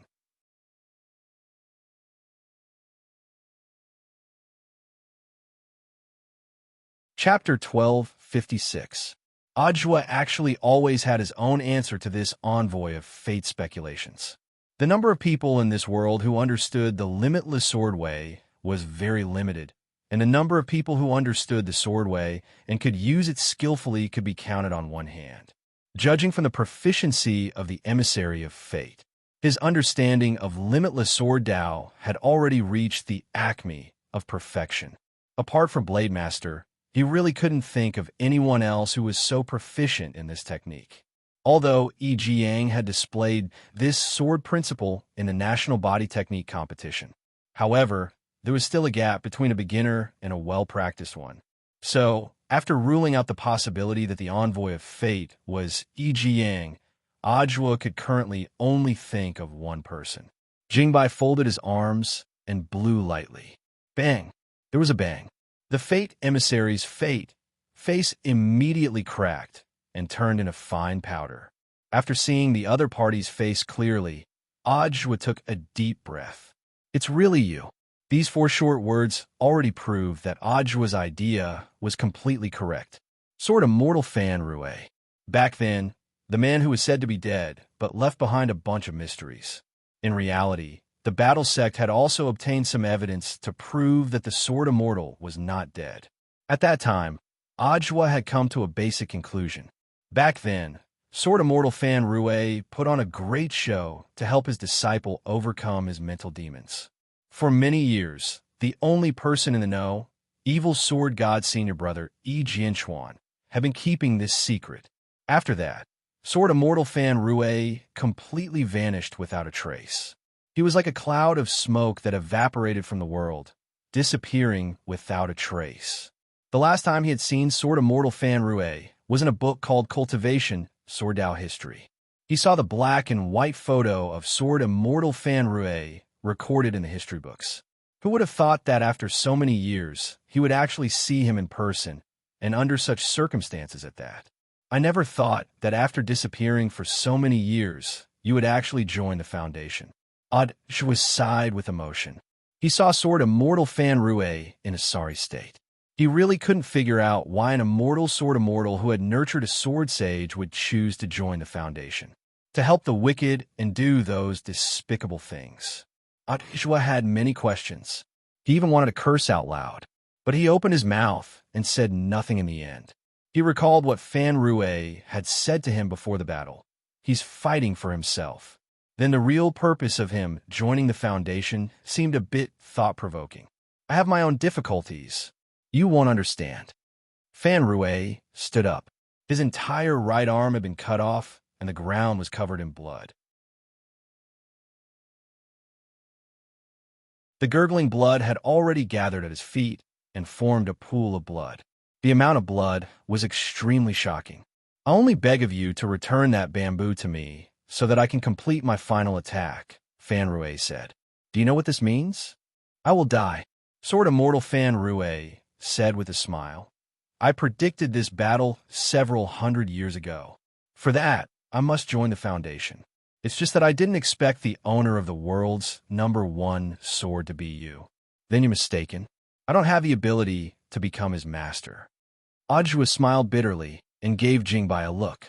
Jingbai snorted, and with a flick of his finger, the bamboo sword flew straight back to Fan Rue's feet. It doesn't matter if it's you or not. I still want to thank you for giving me the chance to challenge you. Fan Rue picked up the sword with his left hand. He was grateful that the bamboo sword had accompanied him on this path. At the same time, Fan Rui was well aware that his behavior wasn't something that ordinary people could understand. But it didn't matter. He had been fighting for himself all this time. At that moment, Sword Immortal took a deep breath and was ready for his final attack. Boundless Sword Dao all out. As soon as he said that, powerful sword chi surged out of Sword Immortal's body. For a moment, the ground around Fan Rui was hit by the sword chi, leaving dozens of deep ravines. This sword chi almost blotted out the sky and the earth like a raging tsunami. Ajwa was astonished by such an astonishing amount. The man in front of him was indeed as strong as written in the history textbook he had read, and there was nothing exaggerated about it. However, this strength was only limited to the strength on Earth. No matter how strong Sword Immortal Fan Rui's aura was, it was still just a drop in the ocean compared to Jingbai. The next moment, he roared and charged forward. He was as fast as lightning. In a short period of time, Fan Rui used the power of Boundless Sword Dao to turn the bamboo sword in his hand into thousands of them. He had actually transformed sword intent into thousands of them. At that moment, all that was left in Ajwa's heart was astonishment. If Jingbai wasn't here, even if Ajwa's reservoir was all out, he might not be Fan Rui's match. Faced with the thousands of bamboo swords that were about to reach him, Jingbai simply flicked his sleeve to create a sword barrier in front of him. The brown spirit sword barrier turned into a solid shield that kept the thousands of bamboo swords at bay, preventing Fan Rui from getting any closer. The disparity in strength was still there. If this goes on, you'll die from the backlash. Jingbai looked at the man in front of him. In fact, he also didn't quite understand the other party's actions, which were like moths flying into a flame. Perhaps for someone who had pursued Sword Dao all his life, dying under the world's #1 sword could be considered a kind of romance. Jingbai was expressionless. He acted according to orders and didn't have the slightest bit of mercy for Fan Rui. On the other side, Fan Rui was also doing his best to use the bamboo sword in his hand to take a step forward. The tip of his sword extended forward at a speed of a few millimeters, which could almost be described as minuscule. Ajwa didn't know what on earth Fan Rui's objective was. As time passed, he saw that Sword Immortal Fan Rui's body was already starting to crumble under the pressure of the sword barrier's backlash. Starting from the fingertips of his left hand, it turned into fine powder little by little. I've already won this battle. A few seconds later, Fan Rui laughed heartily. This man had completely disappeared from the face of the earth. It wasn't until then that Jingbai's pupils contracted. He already understood the real reason why Fan Rui had challenged him like Kwafu chasing the sun. In a sense, that's indeed the case, Jingbai said expressionlessly. What does Lord Jingbai mean? Ajwa didn't understand. Fan Rui clearly has a stronger Sword Dao, so why does he keep using his disciple's famous technique in battle? Jingbai said. Ajwa was a little enlightened at this point. Indeed, as a sword immortal, Fan Rui's Sword Dao was also superb. But he had been using General Yi's unique, boundless Sword Dao for all his attacks just now. There had to be a deeper meaning behind this. In terms of Sword Dao, he's indeed a lunatic. Jingbai gave his final evaluation of Fan Rui's behavior. He never thought that Fan Rui would actually turn around and use him. By challenging him, the world's #1 swordsman, Fan Rui had fused himself with Boundless Sword Dao and turned it into the intent of Boundless Sword Dao. In other words, after Fan Rui's seemingly moth to the flame challenge ended, Boundless Sword Dao had officially become a branch of Sword Dao in Heavenly Dao. This had been Fan Rui's goal from the very beginning. After listening to Jingbai's explanation, Ajwa was suddenly enlightened. Perhaps this was Fan Rui's way of proving his Sword Dao. At the same time, he was also making a final contribution for his disciples and grand disciples. Just like that, this envoy of the Foundation's destiny had fallen. But Ajwa knew that the battle wasn't over yet. President Bai, I know you're here. Come on out. At that moment, Ajwa turned his gaze in one direction. In the air, a young man with a devilish smile on his face stepped out of the crack.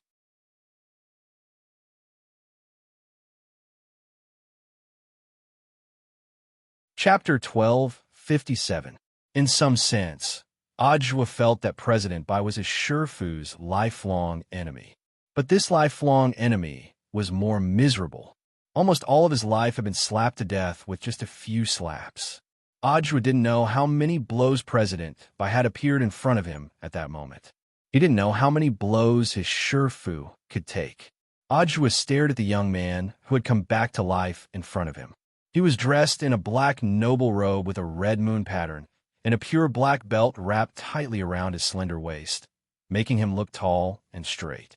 His every movement was full of the air of a Western aristocrat. Before being invaded by President Bai, this young man had been called Michel and was the owner of Castle of the Dark Knight. It could be seen that although President Bai had become a hollow spirit and invaded Michel, he hadn't abandoned Michel's original elegant and noble temperament. At that moment, he gripped his cane and stared in Ajwa's direction as he sneered. The former Michel no longer exists. There is nothing left of the former President Bai. The one standing in front of you now is a new me. My name is Su Bai. An elegant and magnetic male voice rang out. Su Bai didn't speak. Ajwa was startled to realize that this voice was actually ringing out directly in his head. Can you feel it? This is the power of a high-level life form. I am all things, and all things are me. This is a power that resonates with all things. Only hollow spirits who don't have a physical body can do this easily, Su Bai said calmly. Even with Jingbai present, he was completely unafraid. It was as if he really was invincible. I've realized that you Foundation people have one thing in common, and that is that you're very conceited. Ajwa looked at Su Bai as he carefully sensed the young man's fighting strength. Indeed, this Su Bai in front of him seemed to have a very different aura from the void spirits he had fought before. It was different from Snake's aura, and also different from the Silver God Greatsword Sword Spirit's aura, which had been attached to a hollow spirit. Su Bai's fusion could almost be described as perfect. His entire body was seamless and without the slightest flaw. Ajwa, perhaps you've already sensed it.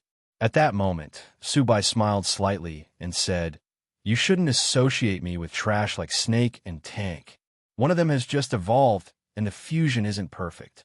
The other treats the ethereal as his own tool and doesn't understand the meaning of becoming a higher being. Snake was killed by me with a single stroke of my sword. How many sword strikes do you think you can withstand? Ajwa also laughed. He really did not know why Su Bai was so confident. Even though this man was different from all the void creatures he had seen before. But no matter how strong Su Bai was, could he be stronger than Lord Jingbai?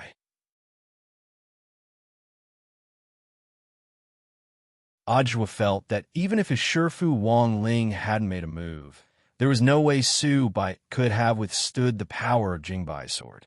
I know, maybe you don't understand what I'm saying, but strength will prove everything in the end. Su Bai was extremely confident. It was different from Snake's ethereal spirit that was transformed from a void magic sphere. He was someone who had been baptized by the Void Lord. At that moment, Su Bai turned the golden cane in his hand, and the scenery around number 60 high abruptly changed. Buzz! Bam! The school square under Ajwa's feet instantly turned into quicksand, and then suddenly softened and collapsed. In the blink of an eye, number 60 high's huge school square had actually turned into a bottomless black hole.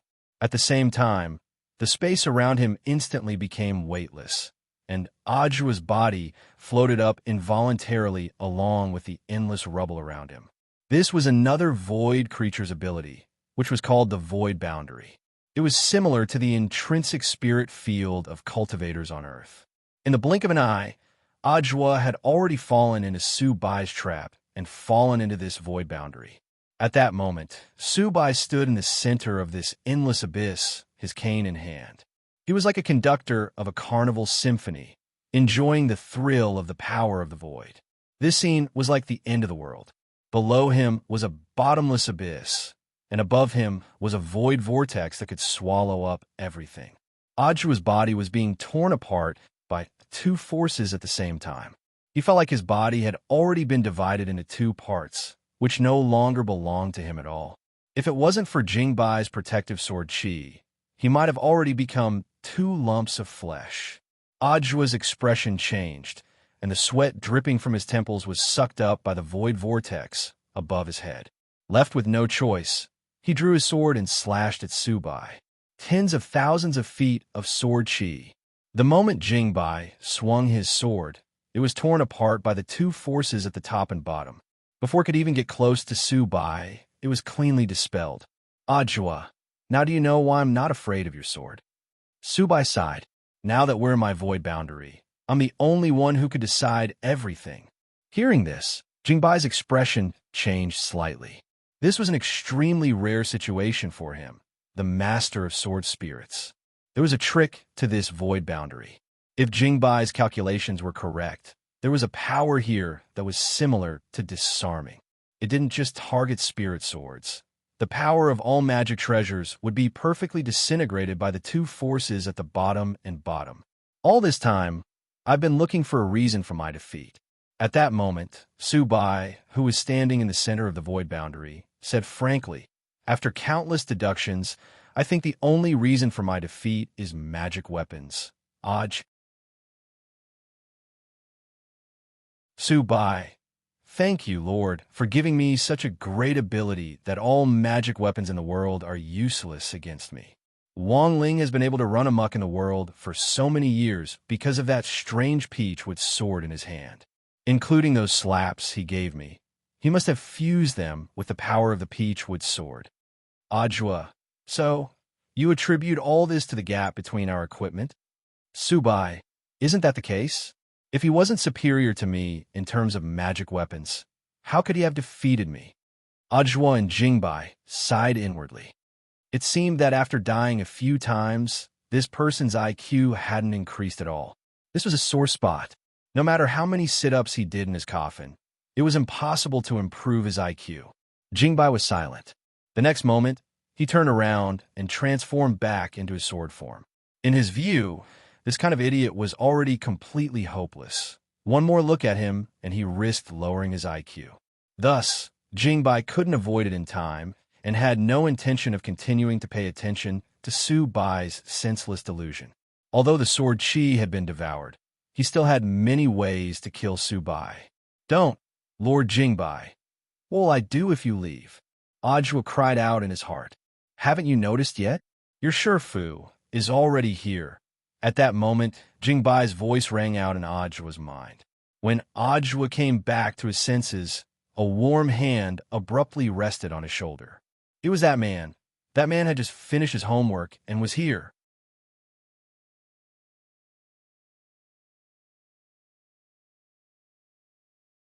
Chapter 1258. A long time ago, Wang Ling had summed up several major illusions about fighting. For example, this move works, he's sweating. I must have scared him. This person is very young and his cultivation is shallow, so he shouldn't be hard to deal with. I couldn't beat him before, but I've already become stronger. The battle has just begun. He'll definitely lose if he attacks first. Now, in the face of President Bai, who had made a comeback and was so confident that he had turned into Subai. In response to Subai's excessive arrogance, Wang Ling had come up with several major illusions about invincibility. He was well aware of Subai's current mental state. For example, at the peak of immortals, I am proud of the world. With me, Subai, there will be heaven. Another example, heaven does not give birth to Subai. Eternity is like a long night. For some reason, Wang Ling felt that these domineering proclamations were so laughable when they were used on Subai. Clearly, the scariest thing was that he didn't know it. Wang Ling sighed slightly and took the lead in sending Odd Zhu out of the battlefield, because he could already hear sirens outside the void boundary. There was no way such a huge fluctuation of spirit power wouldn't attract the attention of the police.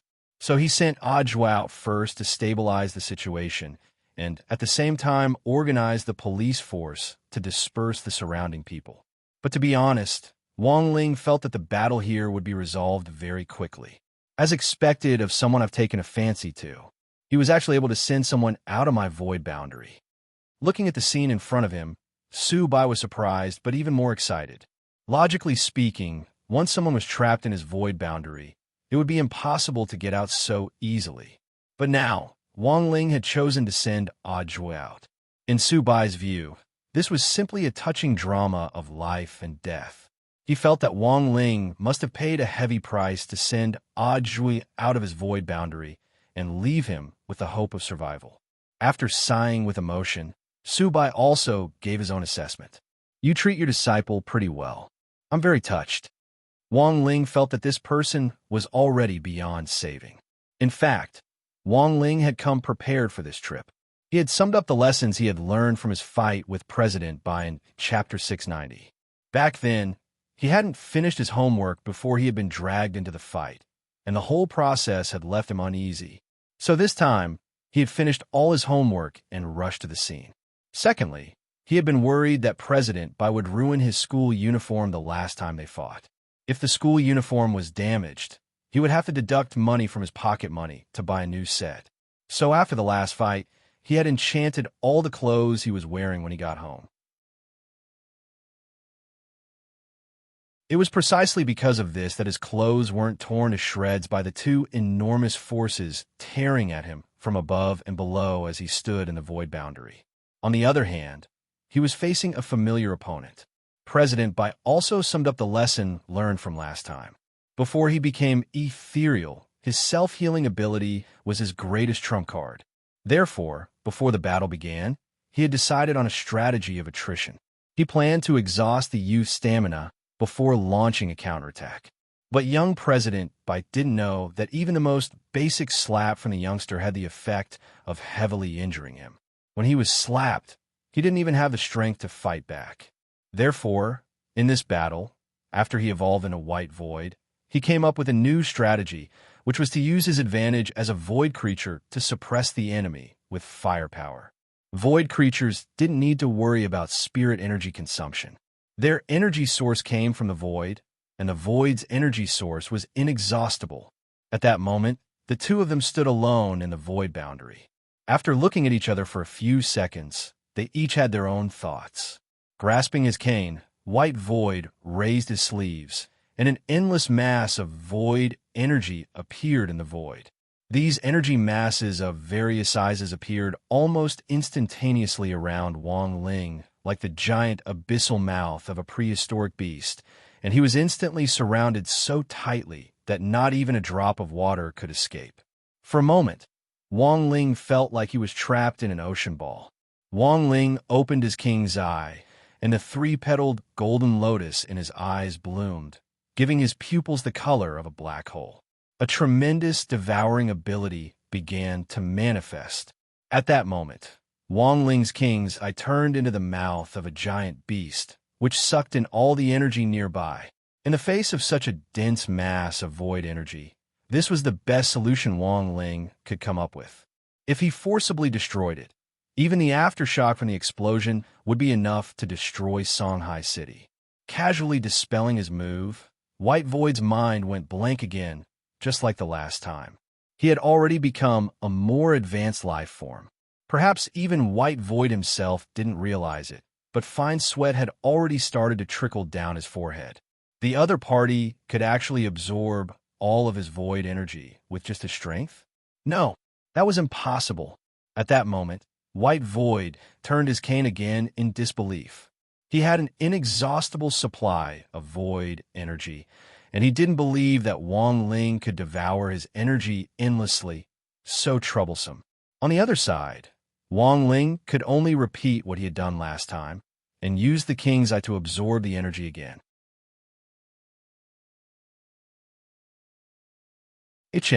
Although Su Bai was overly conceited, he had actually guessed one thing correctly, and that was that the king's eye's capacity was in fact limited, and it was impossible for it to absorb energy endlessly. Once the space was full, Wang Ling had to find a way to release the energy stored in the king's eye. But at this rate, it would actually take a long time for it to be full. Bored to death, Wang Ling stood in the middle of the field and watched White Void's boring performance. After observing for a while, he was already a little impatient. Thinking of the online classes he had to take tomorrow, Wang Ling's heart was instantly filled with complicated emotions. This was the so-called suspension of classes didn't stop. Even if Wang Ling was at home, he still had to take online classes. Not only that, the school had also stipulated that every student had to record a learning video and send it to the class group. This undoubtedly added a lot of trouble to Wang Ling. This way, he couldn't let the two gremlins, pen and eraser, do his homework for him. And wasn't the main culprit behind why he was stuck at home taking online classes because of this white void standing in front of him? As the saying went, every debt had its debtor. In that instant, Wang Ling, who had to take online classes the next day, could no longer suppress his urge to slap White Void to death. Like the last time, he walked toward White Void step by step. But compared with the last time, White Void had indeed become stronger. Wang Ling couldn't guarantee that he wouldn't be able to directly kill him with one slap. But he still walked up to White Void and raised his hand. White Void sneered, "All physical attacks are useless against me. The moment your slap hits me, it will be completely swallowed up by the void." Slap. In the next moment, a solid slap landed on White Void's face. White Void's head was completely detached from his body and disappeared. This was just an ordinary slap. But it didn't seem to have achieved the effect that Wang Ling had hoped for. He sensed that White Void's aura hadn't completely disappeared. Sure enough, in the next moment, White Void's head grew back. Wang Ling understood what was going on at this scene. It turned out that the head wasn't a vital point. It looked like he would have to change his next slap. The error-free chapter of the daily life of the Immortal King will continue to be updated on Green Bean. There are no advertisements on the site, so please bookmark and recommend Green Bean. If you like the daily life of the Immortal King, please bookmark. The daily life of the Immortal King Green Bean updates the fastest.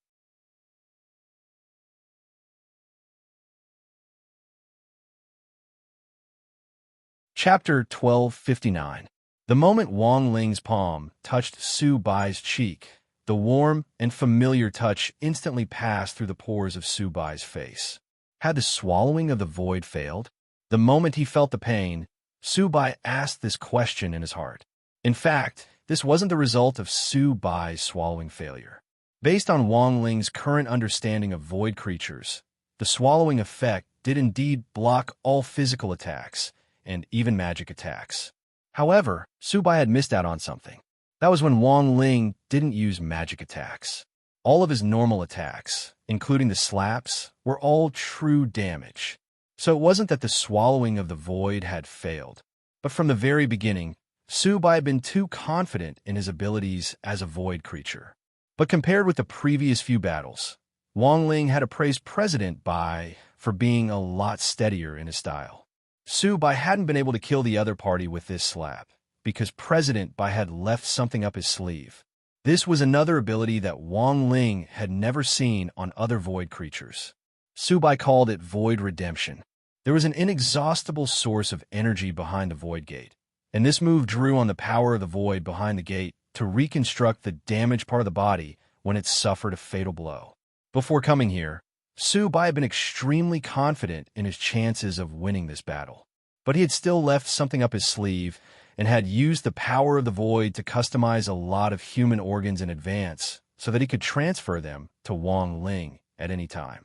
Unfortunately, because of his confidence in this battle, Su Bai had only prepared a backup plan and didn't have too many. He had calculated that if Wang Ling fought him, Wang Ling might slap him in the face, so he had prepared 5 heads in advance to replace them. Now, there were only 4 left, but judging from the youngster's stance, it seemed that the other party had already lost interest in Su Bai's face and was going to hit somewhere else. It wasn't that he didn't have any other body parts, but he didn't have as many as the heads. How many times had it been, was he going to fail again? Su Bai couldn't help lamenting in his heart as he sensed the obvious gap in strength between them. He had clearly given up on his mortal human body and evolved into a higher creature. Why? Why couldn't he beat this youngster? At that moment, Su Bai gripped his cane tightly, his palms already sweating. He had no other choice. He could only pray for the Void Master's help. The next moment, White Hollow's body began to change. He was trying to turn his body into a hollow spirit. That way, he would be able to control his body freely and teleport to wherever he wanted. Even if Wang Ling's slap could hit him, Whether or not he could catch him was still a question.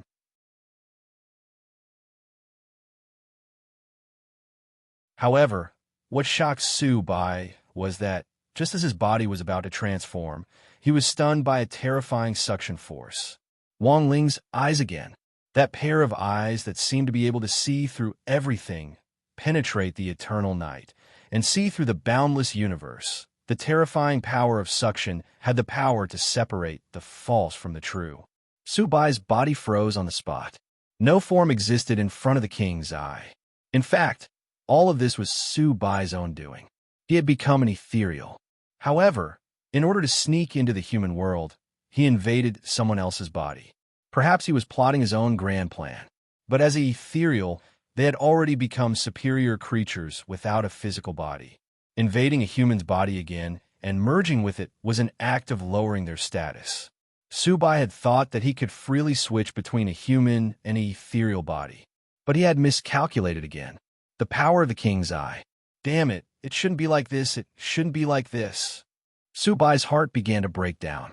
Every time this youngster dealt with him, he would come up with some new tricks that Su Bai didn't even know about. Each time, he didn't have the most comprehensive information. It was as if he was forever one step behind the youngster in front of him. The king's eye wasn't part of Dao. Wang Ling had only learned this secret not long ago. So even if Su Bai realized how powerful the king's eye was, there was no way he could deal with it. His eyes were probably the hardest things in the universe. There was no power that could pierce through them. Thus, Wang Ling wasn't worried at all about exposing the king's eye in front of Su Bai. Besides, would there be a next time? Wang Ling didn't believe that Su Bai could come back to life after this battle with another identity. At that moment, Su Bai, whose form was restricted by the king's eye, felt a deep stabbing pain in his soul. On the other side, Wang Ling wasn't going to give Su Bai any chance to think at all. His second palm was aimed at Su Bai's crotch, and he directly smashed the lower half of Su Bai's body, which was also an extremely fatal part. Wang Ling, don't look down on me. The battle isn't over yet. Su Bai suddenly roared at that moment. There was unwillingness and anger in this roar, but Wang Ling felt that it was more likely a sense of despair after a broken jar. Su Bai didn't have many organs left in his other body parts. Su Bai swiftly reacted to Wang Ling's second palm strike. Before Wang Ling's palm landed, he swiftly turned his face toward Wang Ling. Wang Ling marveled at Su Bai's operation. He had actually taken the initiative to use his face to block the knife for the other parts of his body, and so, after the second palm, he knew that there were only 3 white skulls left in his inventory. After his head was restored, Wang Ling realized that Su Bai was actually smiling at him. Wang Ling had clearly destroyed Su Bai twice already, but the other party was actually smiling like a victor. I never thought that I, Su Bai, would actually be able to withstand your second blow. Su Bai's word were laced with a deep sense of mockery. In Wang Ling's opinion, this person was probably already crazy. From the very beginning, Su Bai had stood in front of Wang Ling confident in his victory, and had threatened to kill Wang Ling. But at that moment, Su Bai had completely changed his attitude from before, and actually took pride in blocking as many slaps as he could. What a nerve-wracking and troublesome opponent. Wang Ling evaluated Su Bai in his heart. After a sigh, he sent a third palm strike toward Su Bai. This palm cut into the scorched area very craftily, and Wang Ling felt that this should be enough to end the battle. But just as his palm was about to touch Su Bai's face once again appeared precisely under Wang Ling's palm. Wang Ling, I told you not to look down on me. I've already bet that you'll attack from this angle. I still have 2 heads left. Although I can't beat you, at the very least, I can withstand your fourth palm. At that moment, Su Bai laughed maniacally. In this world, let me ask you, is there anyone who can withstand your fourth palm? Who else? For a moment, Wang Ling couldn't refute him. He felt that this person's head had been beaten out of shape.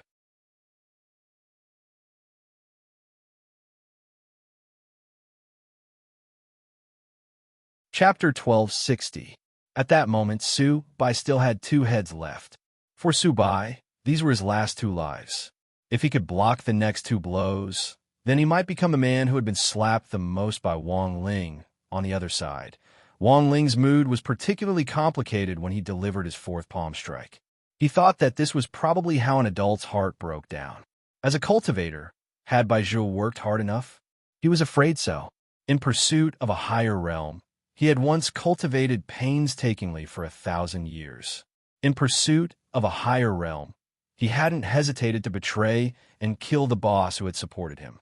In pursuit of a higher realm, he had even decided not to be human and had completely dedicated his soul to the void. But what had he gotten in return? Baizhou. At that moment, Wang Ling carefully pondered President Bai's real name. Indeed, in Wang Ling's view, all of this had been a waste of effort. Evil people would be tormented by evil people. In Wang Ling's view, President Bai's fate had actually been decided a long time ago. In history, no matter how high the cultivation level of any cultivator who committed crimes was, their final outcome was not much better. There is reincarnation in heavenly Tao. Who will the heavens spare? This wasn't just a saying. Those cultivators who committed evil deeds would eventually be devoured by the evil deeds they had committed. Wang Ling didn't intend to give Su Bai another chance to deliver a fifth palm strike. His face was still expressionless when he delivered his fourth palm strike. What Su Bai didn't expect was that just as he was calculating which part of his body Wang Ling's palm would land on, Wang Ling's palm, which was about to reach him, instantly became enormous. Like the 5 fingers of a Buddha, his enormous palm blotted out the sky. In an instant, his entire body was covered. Is it all over? At this point, Su Bai realized that this battle was probably going to be over. There was no way he could evade Wang Ling's fourth strike. He had clearly tried so hard, but he already couldn't escape death. It was over. Boom! The palm fell. President Bai, who had challenged Wang Ling again after advancing into Su Bai, was completely destroyed. Wang Ling's fourth palm strike wasn't an ordinary one. He had combined dozens of heavenly Tao spells, and even used Fate Tao and Divine Tao. His physical body and soul had suffered a huge blow. All of this was to ensure that President Bai was completely eliminated and that there was no possibility of him being resurrected. Wang Ling's palm didn't just eliminate President Bai in front of him, because it had fused with the power of Fate Tao. Even President Bai from the other parallel worlds had been completely destroyed. From now on, Baizhou no longer existed in this world. After the battle, Wang Ling sighed to himself. After the incident with President Bai, he felt that he had gained a lot of inspiration.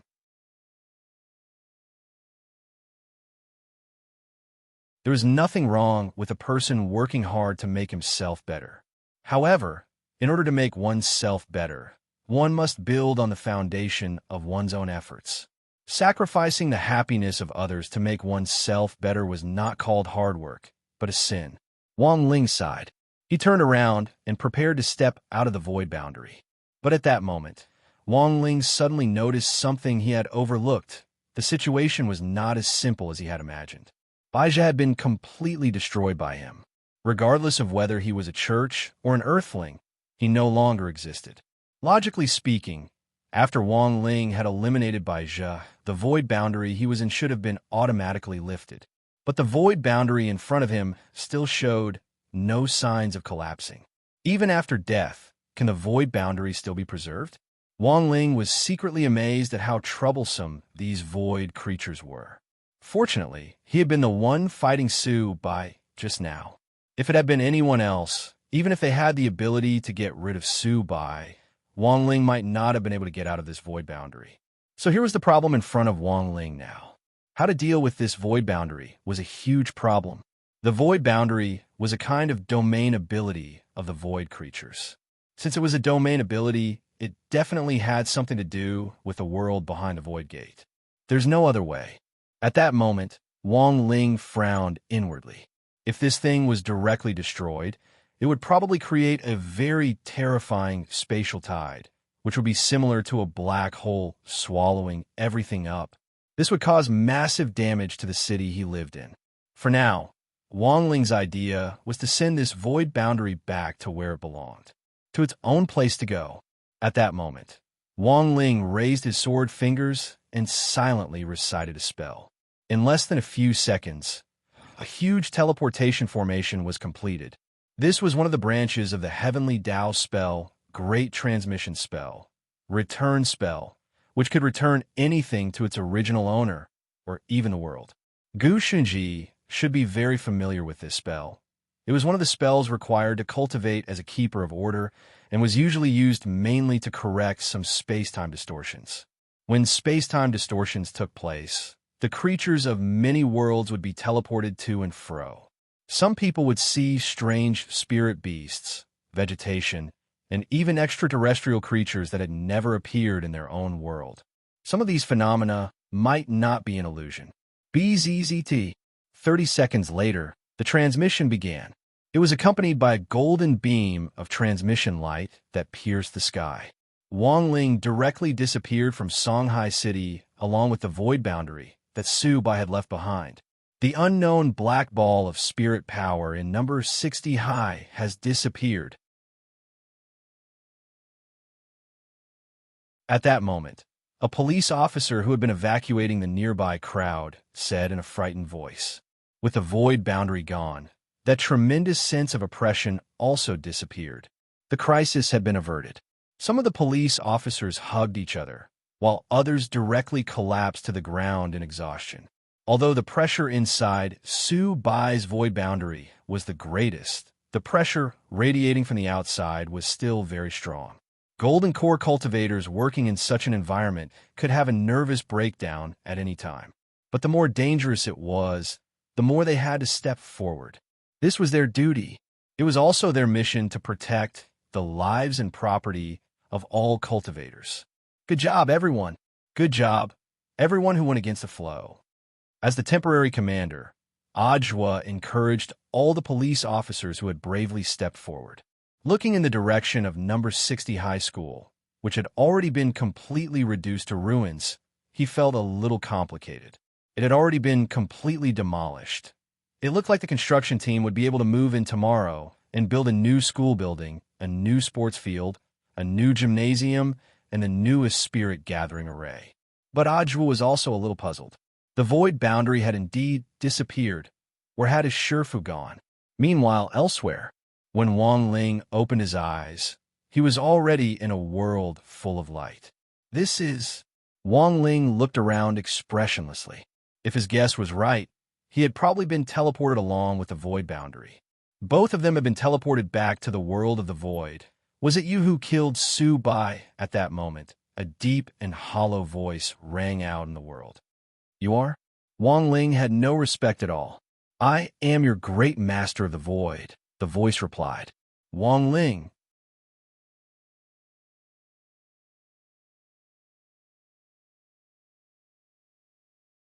Chapter 1261.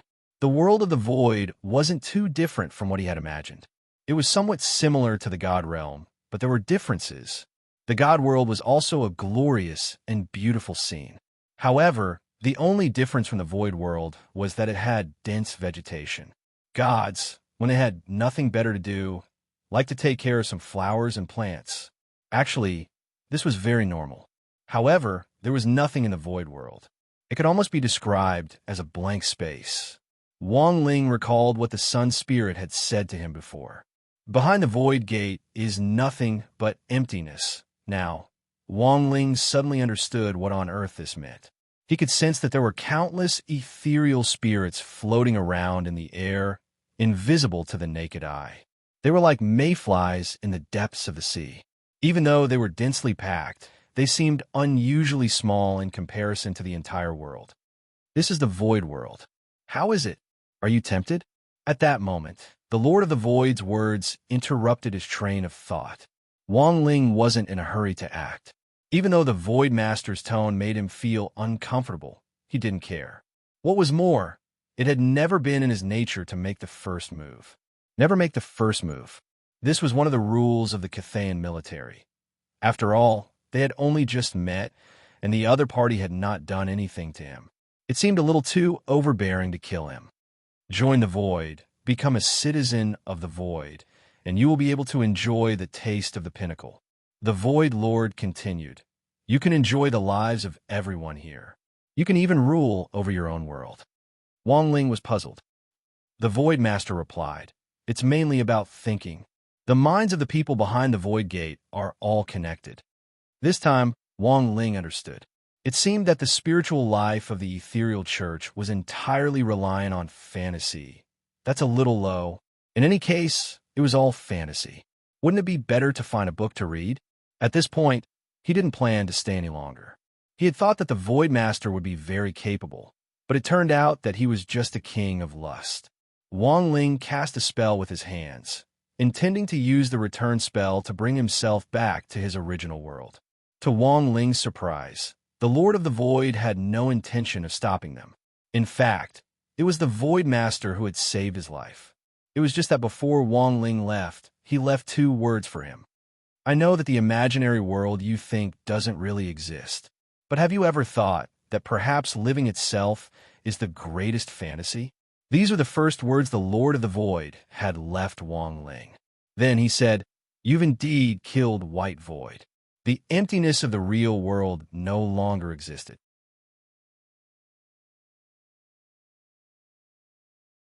But this king wants to remind you that the emptiness in your imagination, you will never be able to destroy it. As soon as he finished speaking, Wang Ling's figure completely disappeared from the world of nothingness. After a few more minutes, the Void Lord's voice came from the silent void world again. What a shocking power! It took him a few minutes to compose himself. There was a reason why Subai lost. Even a master of the void was afraid of this terrifying pressure. "I am your great master of the void," he had said at the very beginning.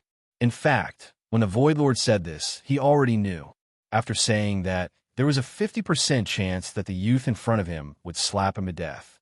But for the sake of his dignity as a king, the Void Master braced himself and tried. Luckily, Wang Ling wasn't angered by what he had said. At that time, the Void Master had sighed in his heart. After all, this was a man who had undergone 9 years of compulsory education. His character was indeed different. Great Lord, are we just going to let him go like this? At that moment, the voices of the other spirits came from the side. "That's all I have to say. That's enough." The Void Master shook his head. The truth was clear. There was nothing he could do to stop Wang Ling from leaving. Furthermore, the Void Master knew very well. There is only one person who could ignore the Void Gate and freely enter and exit the Void world by himself. It wasn't wrong for White Void to die at the hands of such a person. Are we going to be defeated? Nearby, many ethereal beings asked. The last 2 sentences I left him said it all. The Void Master was silent for a moment, then said, "We can't stop White Void from dying, nor can we stop him from obstructing our operation." At this point, it seemed that the plan to invade the Void had completely failed with White Void's death. But just as all the spirits were feeling disappointed, the Void Master said, "Failure is only temporary. Even if we can't find the Son of the Void in the short term, they will eventually become citizens of the Void and return to the Void." After Wang Ling returned from the world of the Void, the ethereal spirits that had already invaded the human body began to leave the human body in various forms. Perhaps they were still wandering around Earth and couldn't return to the world of the Void. But Wang Ling knew that this was the Void Master's way of showing weakness. He remembered what the Void Master had told him before he had left the world of the Void. Wang Ling couldn't help but ponder the profound meaning behind these words. White Void in the fantasy world. For some reason, Wang Ling had a bad feeling about this. He used the many great Tao in his body to sense it, and once again confirmed that White Void had completely disappeared. In this world and other worlds, the emptiness of all the worlds no longer existed. But Wang Ling was particularly concerned about the Void Master's words.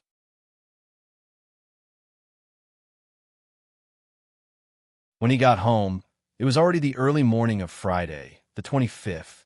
Wang Ling received a message from Ajwa. Shifu, the cultivators who were diagnosed as having been invaded by the spirits, have really returned to normal. As expected of Shifu, this time, it could be said that the creatures of the Void have been completely defeated. Also, you don't have to worry about number 60 high school. The construction team will arrive this morning, and the construction will be completed in 3 days. Classes will start next Monday. Wang Ling was extremely calm when he read this message. There was no doubt that Ajwa had rendered meritorious service again. In the future, Ajwa's personal achievements would be added to the list. History would call it the night of 112,660 high schools' demolition. Following the retreat of the creatures of the void, the tense situation at the headquarters also subsided, and grenade-throwing senior immortal was released. Later, Wang Ling heard that, General, he had indeed been invaded by the creatures of the void. Fortunately, the spirits had retreated in time, allowing General E to return to normal. If they had been any later, the head of state might have already given the order to kill them. Everything seemed to have been resolved satisfactorily, but Wang Ling still felt that he had missed something. That morning, Wang Ling received a message from the class group chat. It was said that Lotus Sun had suddenly fallen seriously ill. Furthermore, she had already been sent to the ICU. The error-free chapter of the daily life of the Immortal King will continue to be updated on Green Bean. There are no advertisements on the site, so please bookmark and recommend Green Bean. If you like the daily life of the Immortal King, please bookmark the daily life of the Immortal King. Green Bean updates the fastest.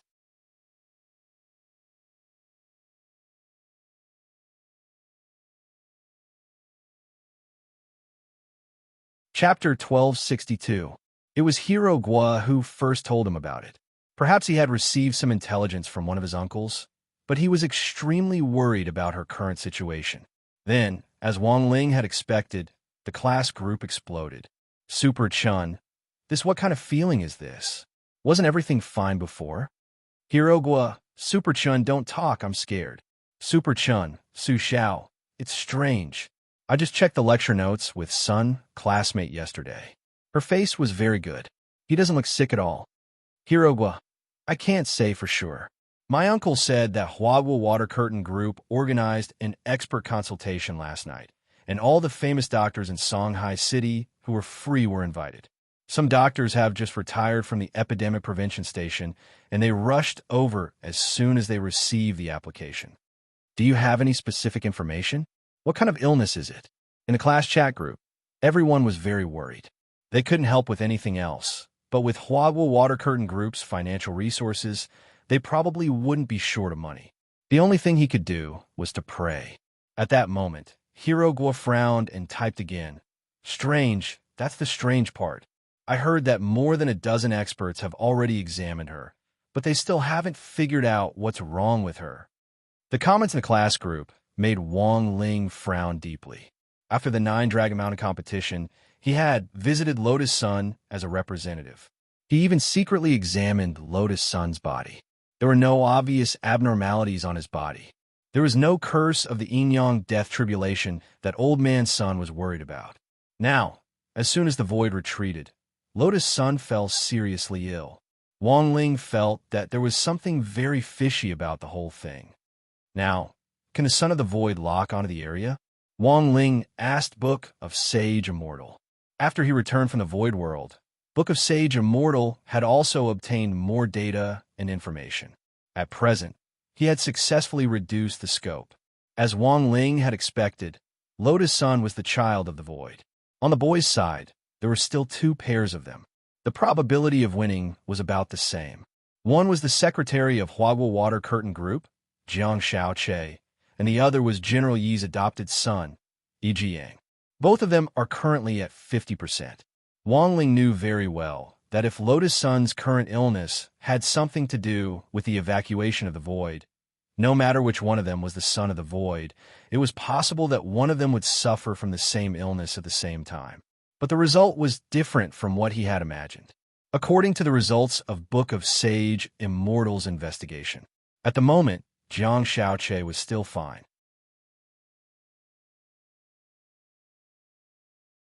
Although Yi Jiang was indeed in the hospital, the main purpose of his hospitalization was psychological counseling, and he wasn't suffering from a life-threatening, serious illness like Lotus Sunday. There's no other way. At that moment, Wang Ling sighed slightly in his heart. He felt that the whole story was not that simple. There was something strange about Lotus Sun's illness. He had to trace it back to the source. Otherwise, even if Wang Ling cast a spell to save him, it would only be a matter of time. Therefore, before the results of the investigation were out, he could only do his best to help Lotus Sun stall for time. After all, they were classmates. Moreover, it was only a slight effort on his part. Then, he opened the cabinet next to him and prepared to draw talisman paper himself. Come and help. Wang Ling looked at Loopy Toad. Loopy Toad walked over, turned into its human form, and started to cut the talisman paper according to Wang Ling's instructions. What talisman are you drawing? Death Substitute Talisman, said Wang Ling. Loopy Toad nodded. This was a type of talisman that was similar to a resurrection coin. It could be activated at a critical moment to save a person's life. But if an ordinary Dao cultivator wanted to draw a death substitute talisman like this, apart from consuming a huge amount of spirit power, it would also take decades or even centuries of hard work before one could be developed. A talisman like this could be casually drawn and directly mass-produced. Wang Ling was the only one in the world. His young master Ling was too heaven-defying. If an ordinary person were to see this scene, they would definitely be horrified. But Loopy Toad was different, because Wang Ling had shocked it so much that it was already numb to it. It went without saying how powerful the death substitute talisman that Wang Ling had drawn himself was. If Lotus Sun really suffered a fatal injury, this talisman would not only capture her soul, it would also help her recover from her physical injuries. All morning, the gremlins in the Wang family's small villa were mobilized. Using limited materials, they drew 3,000 death substitute talismans. It was close to noon. These 3,000 death substitute talismans had already started to take effect, and 2 had been burned. As Wang Ling had expected, there was indeed something strange about this illness.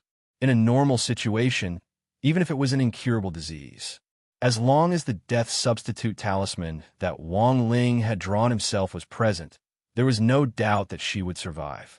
There was no need for a second talisman at all. Wang Ling observed that the time between the 2 death substitute talismans was about an hour. One had to be burned in an hour? Wang Ling frowned deeply. He was even more certain now. This definitely wasn't an illness. Instead, someone with ulterior motives was cursing behind his back.